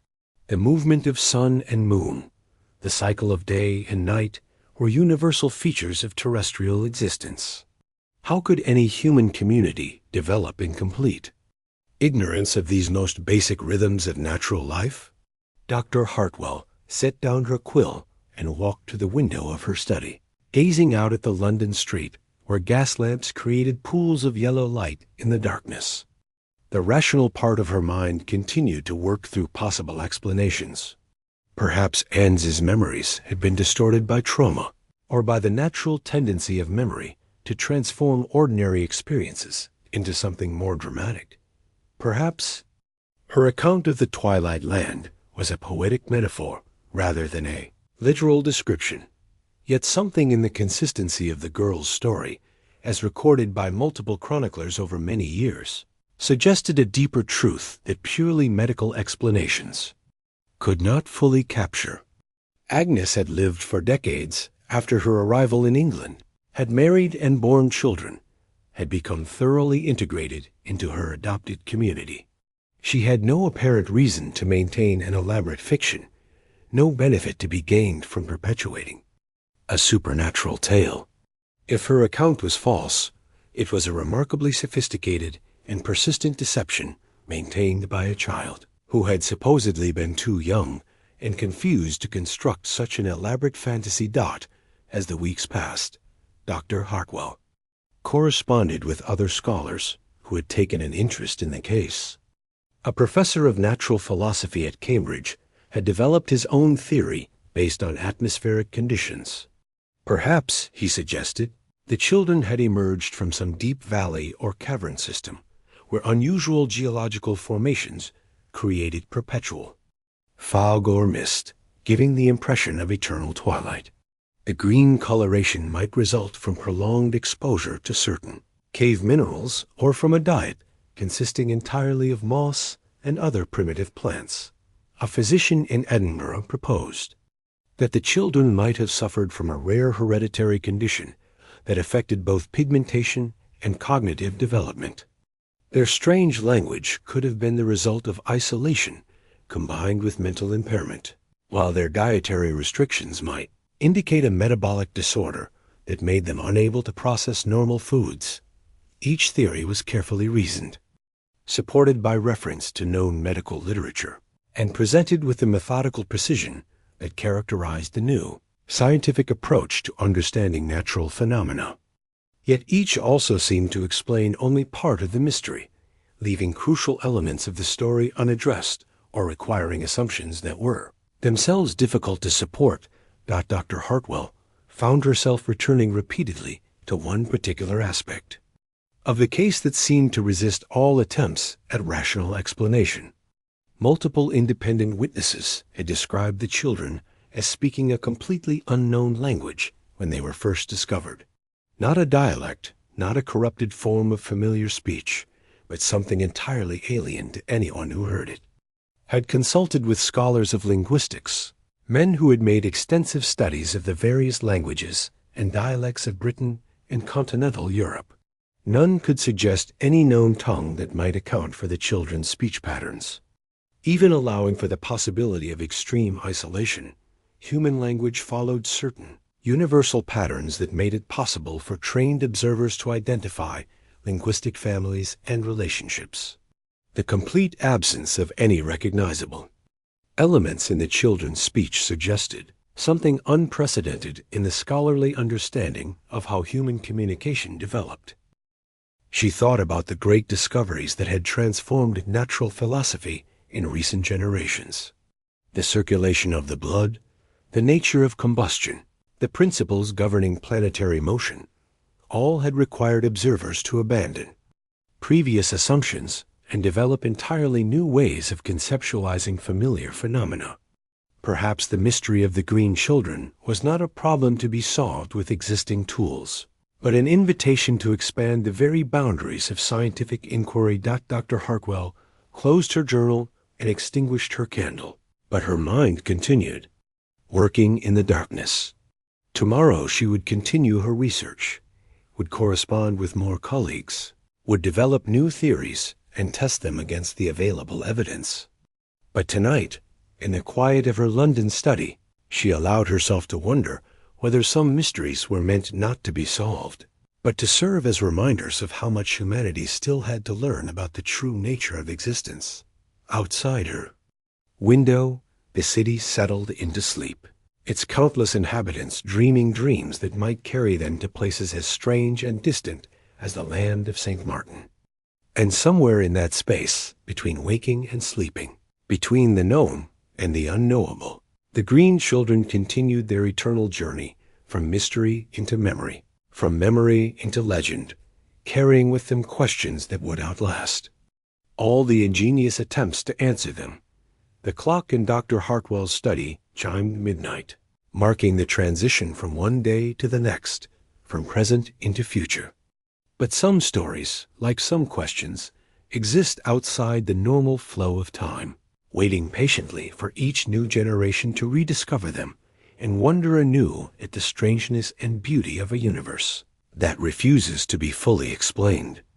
While learned physicians and natural philosophers struggled to fit the green children into the neat categories of scientific understanding, another tradition of knowledge had been quietly preserving its own interpretation of their strange arrival. This was the ancient wisdom of the countryside, passed down not in Latin manuscripts or scholarly journals, but in whispered conversations by cottage hearths, in songs sung while gathering herbs, and in stories told to children when the wind howled through the thatch and shadows danced beyond the fireht. The common folk of medieval England lived in a world where the boundaries between the ordinary and the extraordinary were far more fluid than our modern minds might imagine. To them, the appearance of two green-skinned children speaking an unknown tongue was remarkable, certainly, but not entirely unprecedented. For they knew, with the deep certainty that comes from generations of accumulated wisdom, that the world contained far more inhabitants than those visible to casual observation. Old Margaret of Thornfield was perhaps the last keeper of such knowledge in the Woolpit region. She had been born in the final years of the 13th century, when the memory of the green children was still fresh in local consciousness, and she had grown to ancient age, carrying within her mind a vast treasury of lore that stretched back to times before churches were built and Latin prayers were spoken in the Suffolk countryside. She lived alone in a cottage at the edge of the village, where the cultivated fields gave way to the wild wood. Her garden was a maze of herbs both familiar and strange, plants whose names were spoken in the old tongue and whose uses had been passed down through an unbroken chain of wise women, extending back to the dawn of human habitation in the British Isles. Villagers came to her for remedies when their children fell ill, for charms to protect their livestock, and for guidance when the world seemed to have grown too strange to navigate by ordinary means. It was Margaret who first spoke aloud what many of the older villagers had suspected, but dared not voice, that the green children were not human in the ordinary sense, but representatives of that other population that shared the English countryside with mortal folk, the fair folk, the hidden people, those beings who lived in the spaces between the seen and the unseen. They came from the hollow hills, Margaret would say to those brave enough to seek her counsel on such matters, her voice carrying the authority of one who had spent a lifetime learning to read the subtle signs that marked the intersection of different worlds. From the realm of the Seelie Court, where time moves differently, and the light never changes, because it comes not from sun or moon, but from the life force itself. To Margaret and others who shared her understanding, the children's green skin was not a medical condition, but a mark of their otherworldly nature. In the old stories, the fair folk were often described as having complexions that reflected their deep connection to the growing world, sometimes pale as moonlight, sometimes golden as wheat, sometimes green as new leaves unfurling in spring. Their appearance was said to shift and change depending on the season, the observer, and their own intentions regarding the mortal world. The perpetual twilight of the land of St. Martin, so puzzling to rational minds, made perfect sense within the framework of fairy lore. The otherworld, according to countless tales preserved in oral tradition, existed in a state of eternal dawn or dusk, never fully light nor completely dark. It was a realm where the harsh extremes of mortal existence were softened, where the blazing sun that could blind and burn was replaced by a gentle luminescence that nurtured rather than challenged. They feed on different things than we do, Margaret would explain, grinding dried herbs with a stone mortar that had belonged to her grandmother and her grandmother's grandmother before that. The fair folk don't need the heavy foods that sustain mortal bodies. They live on lighter sustenance, the essence of growing things, the first tender shoots that contain the concentrated life force of spring. This explained, to her satisfaction, why the children had been able to survive on nothing but raw broad beans. These particular legumes, she noted, were among the first crops to emerge each spring, and in the old traditions they were associated with communication between the living and the dead, between the mortal world and the realm of spirits. It was no coincidence that this was the only food the otherworldly children could initially digest. Margaret's interpretations found eager listeners among the village folk, for her explanations resonated with a worldview that was still very much alive in rural communities.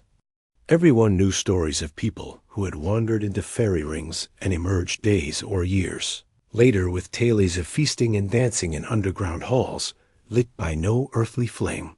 Everyone had heard of children who vanished into the woods only to return changed, speaking of beautiful people who lived in crystal palaces beneath the hills. The old woman would sit by her fire on winter evenings, spinning wool into thread while the wind rattled her shutters, and tell stories that placed the green children within a vast tapestry of encounters between the human and fairy worlds. She spoke of the changeling tradition, how the fair folk would sometimes take mortal children and leave their own offspring in their place, though usually these substitutes were sickly creatures who pined away for their otherworldly homes. But these too were different, Margaret would say, her gnarled fingers never pausing in their work, even as her voice took on the rhythmic cadence of one accustomed to storytelling. They weren't left as substitutes.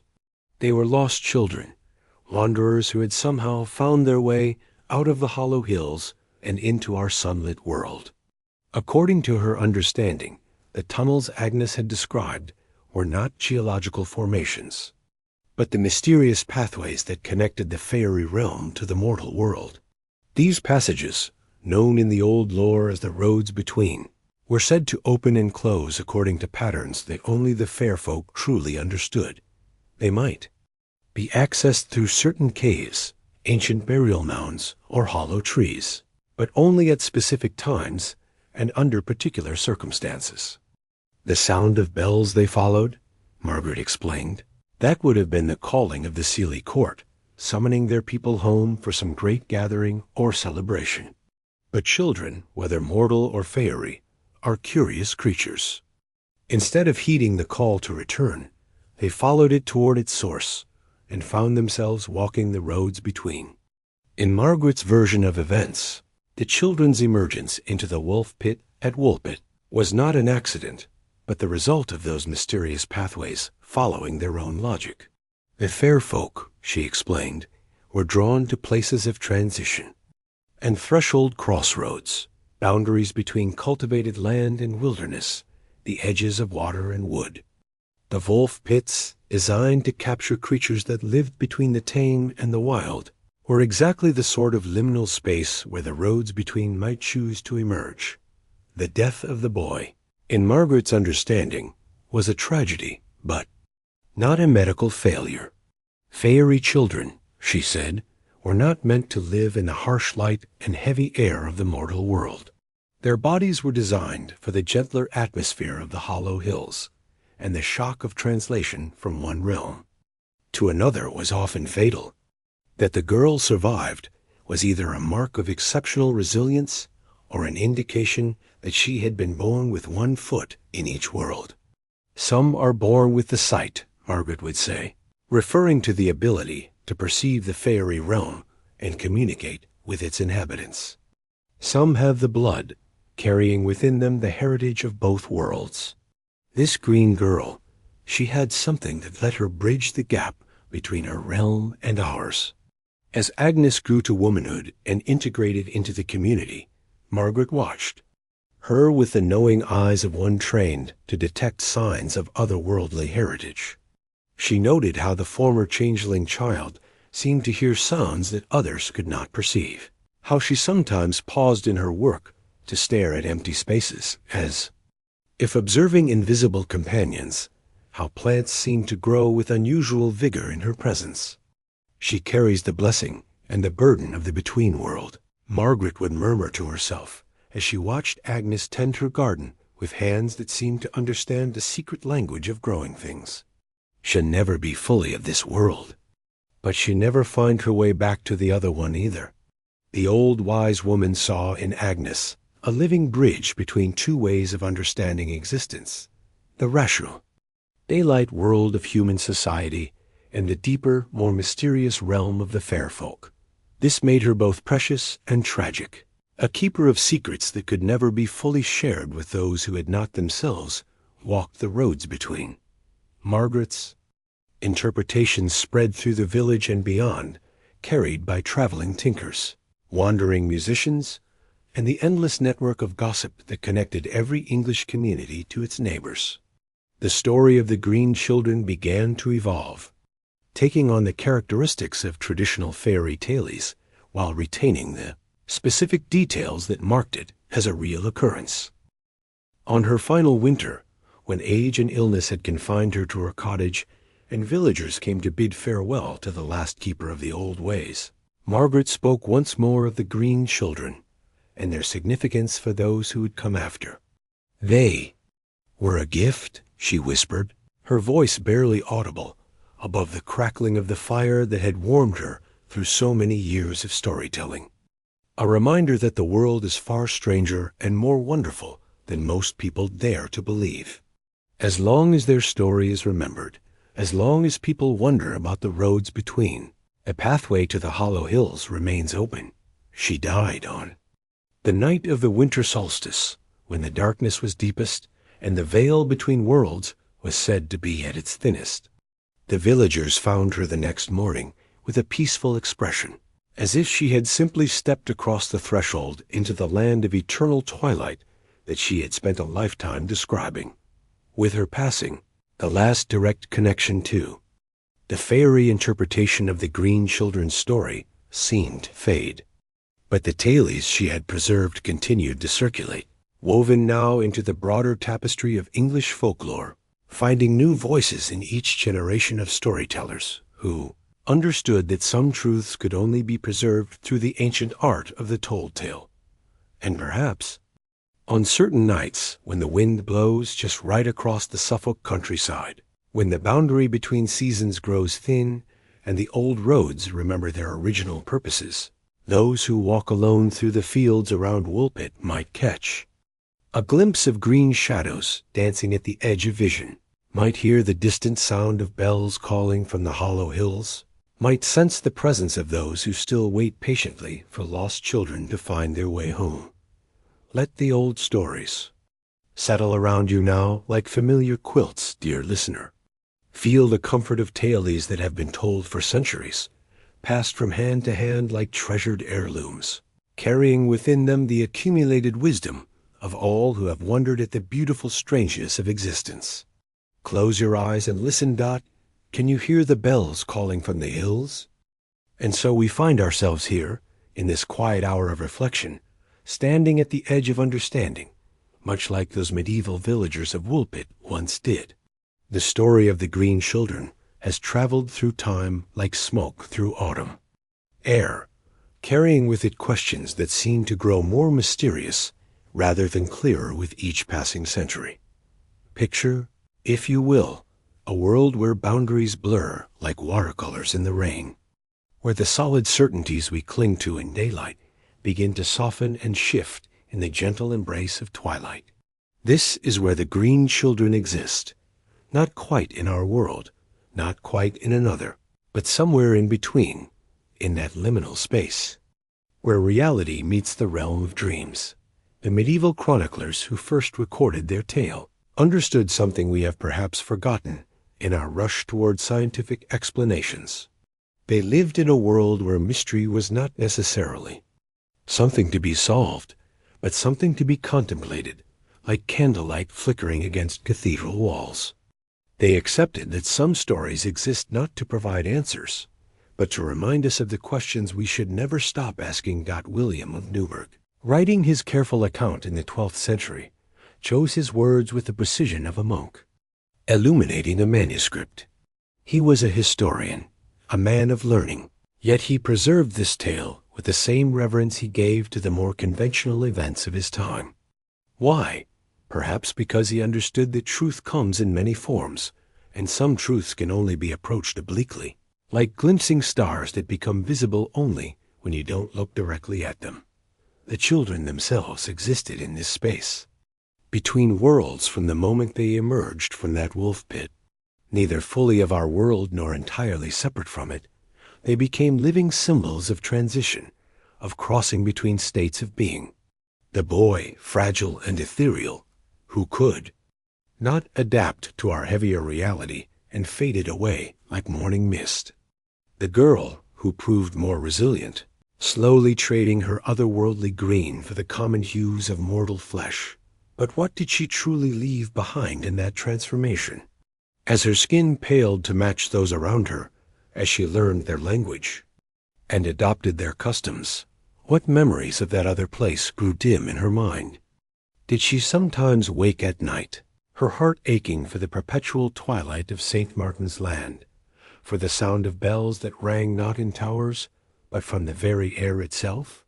In our modern world, we speak of parallel dimensions, of quantum, possibilities existing simultaneously until observed. The physicists tell us that reality is far stranger than we imagine, that the universe operates according to principles that would seem like magic to earlier generations. Yet perhaps those medieval minds, unencumbered by our need to categorize and explain, grasped something essential about the nature of existence that we struggle to reclaim. The green children remind us that the world is larger and stranger than the small circle of light cast by our daily understanding. They exist at the intersection of folklore and history, of the possible and the impossible, challenging our assumption that these categories are mutually exclusive. Like all great mysteries, their story doesn't demand belief so much as it invites contemplation. Consider the girl's description of her homeland, a place of eternal twilight, where the sun never fully rises but never completely sets. This sounds to our ears like poetry, like metaphor, but what if it were literal truth? What if there are places, whether in our world or adjacent to it, where light behaves differently, where time moves to a different rhythm? The ancient Celtic peoples, whose influence still lingered in medieval England, spoke of the other world not as a distant realm, but as a place that existed alongside our own, separated by the thinnest of veils. They believed that certain locations, certain times, certain circumstances could allow passage between these worlds. Woolpit, with its wolf pits that burrowed deep into the earth, its ancient church dedicated to the Virgin Mary, might have been just such a place. The children spoke of following light through caverns, until they emerged into our harsh sunlight, blinded and lost. Their journey sounds remarkably similar to the descriptions found in various mythologies of passage between worlds. The Greek myth of Persephone's return from the underworld, the Welsh tales of mortals who stumble into fairy kingdoms, the native. American stories of emergence into this world from the world below. But let us not lose ourselves entirely in speculation. Let us instead rest in the mystery itself, in the simple wonder of a story that has survived nearly 1,000 years precisely, because it refuses to be neatly explained. The green children serve as a reminder that the world still holds secrets, that despite all our scientific advances and technological marvels, we remain surrounded by wonder. They remind us, too, of our own nature as beings caught between worlds. We exist simultaneously in the realm of the physical and the spiritual, the conscious and the unconscious, the known and the unknowable. We are all, in our way, children who have emerged from some mysterious origin into this bright, confusing world, struggling to adapt while retaining some memory of where we came from. The Green Children's story speaks to that universal experience of feeling like strangers in a strange land, of carrying within ourselves knowledge or longings that seem to belong to somewhere else entirely. Who among us has not felt, at some quiet moment, that we might be visitors here, that some essential part of ourselves belongs to a realm we can barely remember? As the girl adapted to life in medieval England, learned the local language, married, and had children of her own, she became like so many of us, beings who exist in multiple realities simultaneously. The practical reality of daily life, with its demands and routines, and the deeper reality of mystery and wonder that calls to us in dreams and quiet moments. Perhaps this is why the story has endured, not because it provides answers about interdimensional visitors or folklore made manifest, but because it reflects something true about the human condition. We are all creatures caught between worlds, citizens of both the mundane and the magical, carrying within ourselves the capacity to exist in multiple realities at once. The twilight realm the children described, where light is soft and constant, might be understood as a metaphor for the state of consciousness we inhabit in these quiet hours before sleep.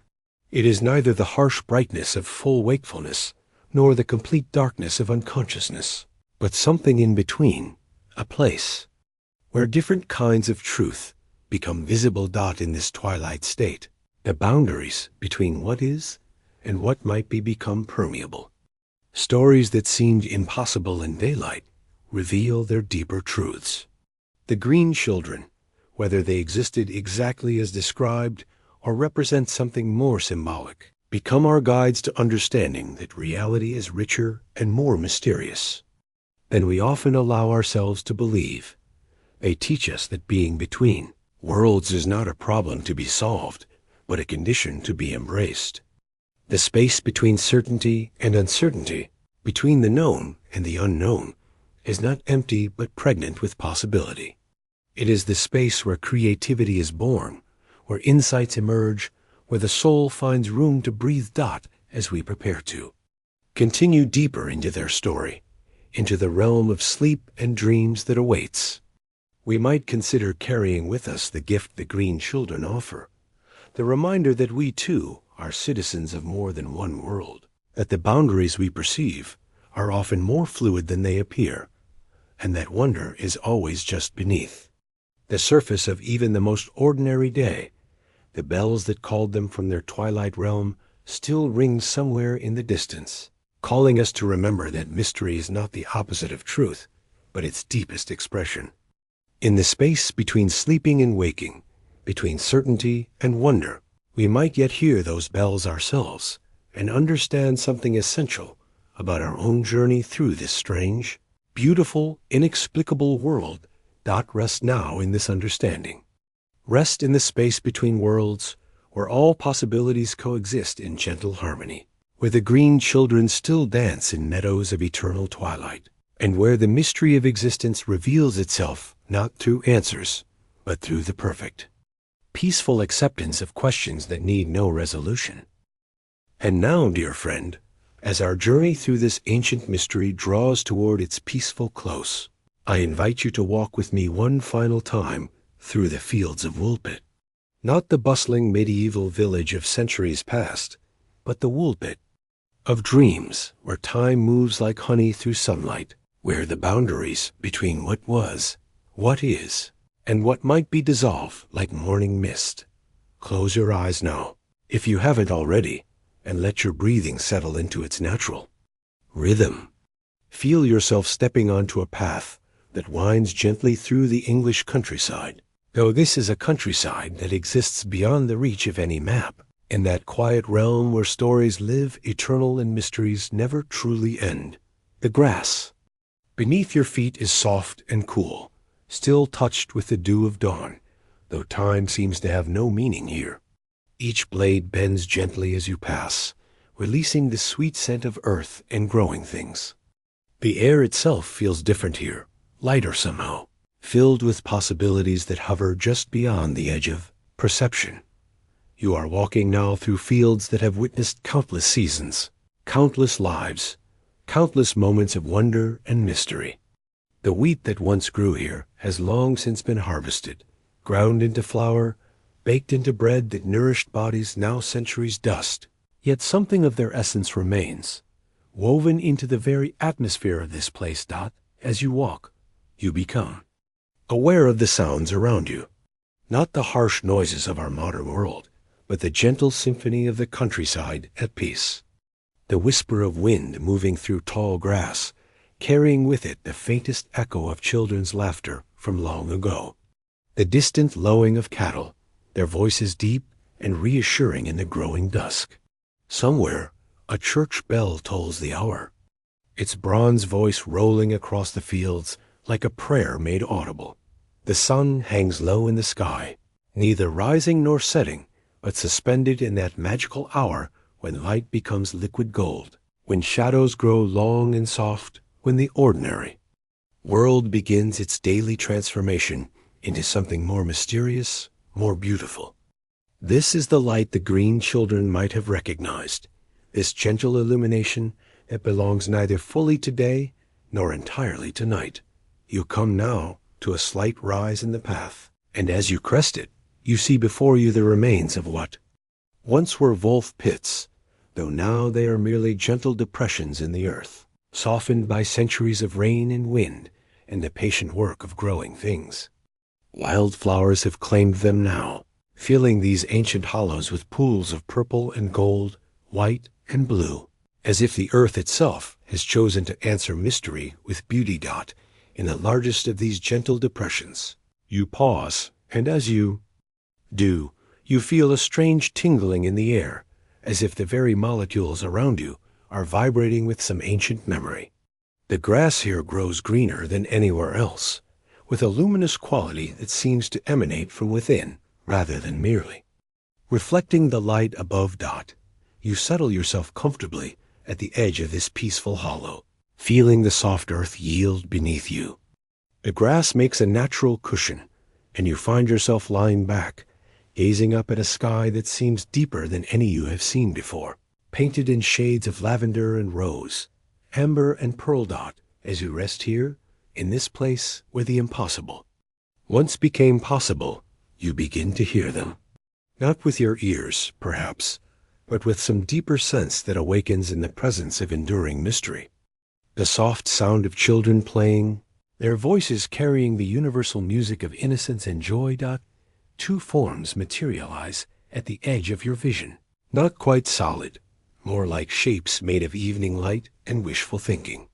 A boy and a girl, hand in hand, their skin carrying the faintest tinge of green, like leaves viewed through water. They move with the fluid grace of beings who belong to more than one world, their feet barely touching the ground as they dance through the wildflowers. They pause in their play to look at you, and their eyes hold depths that seem to contain all the wisdom and wonder of their mysterious origin. The girl smiles, and in that smile, you see the echo of every question that has ever been asked, every mystery that has ever enchanted the human heart. The boy raises his hand in a gesture that might be greeting or farewell or blessing, and you understand that in this place such distinctions have no meaning. They speak to each other in their liquid, unknowable language, and though you cannot understand the words, you feel their meaning wash over you like warm water. They are telling you that mystery is not meant to be solved, but to be savored. That wonder is not a problem requiring answers, but a gift requiring acceptance. The girl steps forward and extends her hand toward you, and though she cannot quite touch you across the centuries that separate your worlds, you feel the gentle pressure of her fingers against your forehead, cool and soothing as stream water, carrying with it the blessing of all those who dwell between the worlds. As her touch fades, you hear the sound of bells, not from any earthly tower, but from the air itself, resonating in harmonies that your waking mind could never quite remember, but that your dreaming heart will carry always. The sound grows fuller, richer, joined by other voices, other instruments from realms beyond naming, until all the air around you rings with music that seems to be the very voice of mystery itself. The children begin to fade now, becoming translucent, then transparent, then nothing more than gentle disturbances in the evening air. But their laughter remains, echoing across the fields, mixing with the sound of the bells, until you cannot tell where one ends and the other begins. The sun continues its eternal pause on the horizon, neither advancing nor retreating, and in its golden light you see other figures moving in the distance. Perhaps they are the villagers of ancient Woolpit, going about their evening tasks, carrying water from the well, calling their animals in from the fields. Or perhaps they are travelers from all the ages, who have been drawn to this place by the same mysterious pull that brought the green children up from the depths of the earth.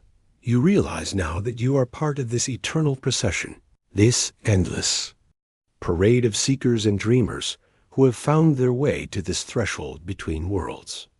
The boundary between your story and theirs grows thin and disappears entirely, and you understand that every mystery is ultimately one mystery, every question part of the same great question that the universe asks of itself in each moment of existence. The grass beneath you grows softer still, seeming to conform perfectly to the shape of your body, supporting you with the gentle firmness of the earth itself. Your breathing deepens naturally, each exhale releasing any lingering tension, any need to understand or categorize or explain. You are held here in the embrace of wonder, cradled by the same mystery that once lifted two impossible children from the depths and set them gently in the light of our ordinary world. Above you, the first stars begin to appear, not as distant suns, but as points of possibility, each one representing a different answer to the question of existence, a different way the universe might choose to know itself. You find yourself floating gently upward, not leaving the earth, but expanding to include it, becoming one with the vast, gentle breathing of the cosmos. The sound of the bells grows fainter now, but sweeter, more intimate, as if they are ringing, not in the air around you, but within your own heart, marking the rhythm of your pulse, the gentle tide of your breathing.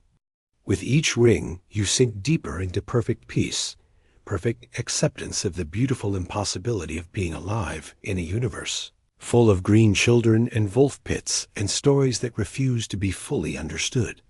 The last thing you are aware of, before sleep claims you entirely, is the sensation of gentle hands tucking an invisible blanket of starlight around you, and a voice that might belong to the green girl, speaking words in a language you have never learned, but somehow always known, telling you that you are safe, that you are held, that the mystery that brought you here will carry you gently through the night and into whatever dreams await. Sleep now, dear traveler. Sleep in the fields of Woolpit, where impossible children once played and may play still, where the earth remembers every story it has ever held, where the boundary between sleeping and waking is just another frontier to be crossed with wonder. Rather than fear, Let the bells carry you deeper into rest, deeper into dreams, deeper into the place where all mysteries are one mystery. And that mystery is love. And love is the only answer that matters, and the only answer that refuses to end the beautiful question of existence. The green children are dancing still, somewhere in the twilight between sleeping and waking. And their dance is your dance now, their story, your story. Their peaceful homeland, the place where you will rest until morning, calls you gently back to this world, carrying with you always the memory of that other world, that place between places where wonder never ends and mystery is not a problem to be solved, but a gift to be eternally received. Sleep well, gentle soul. Sleep deep.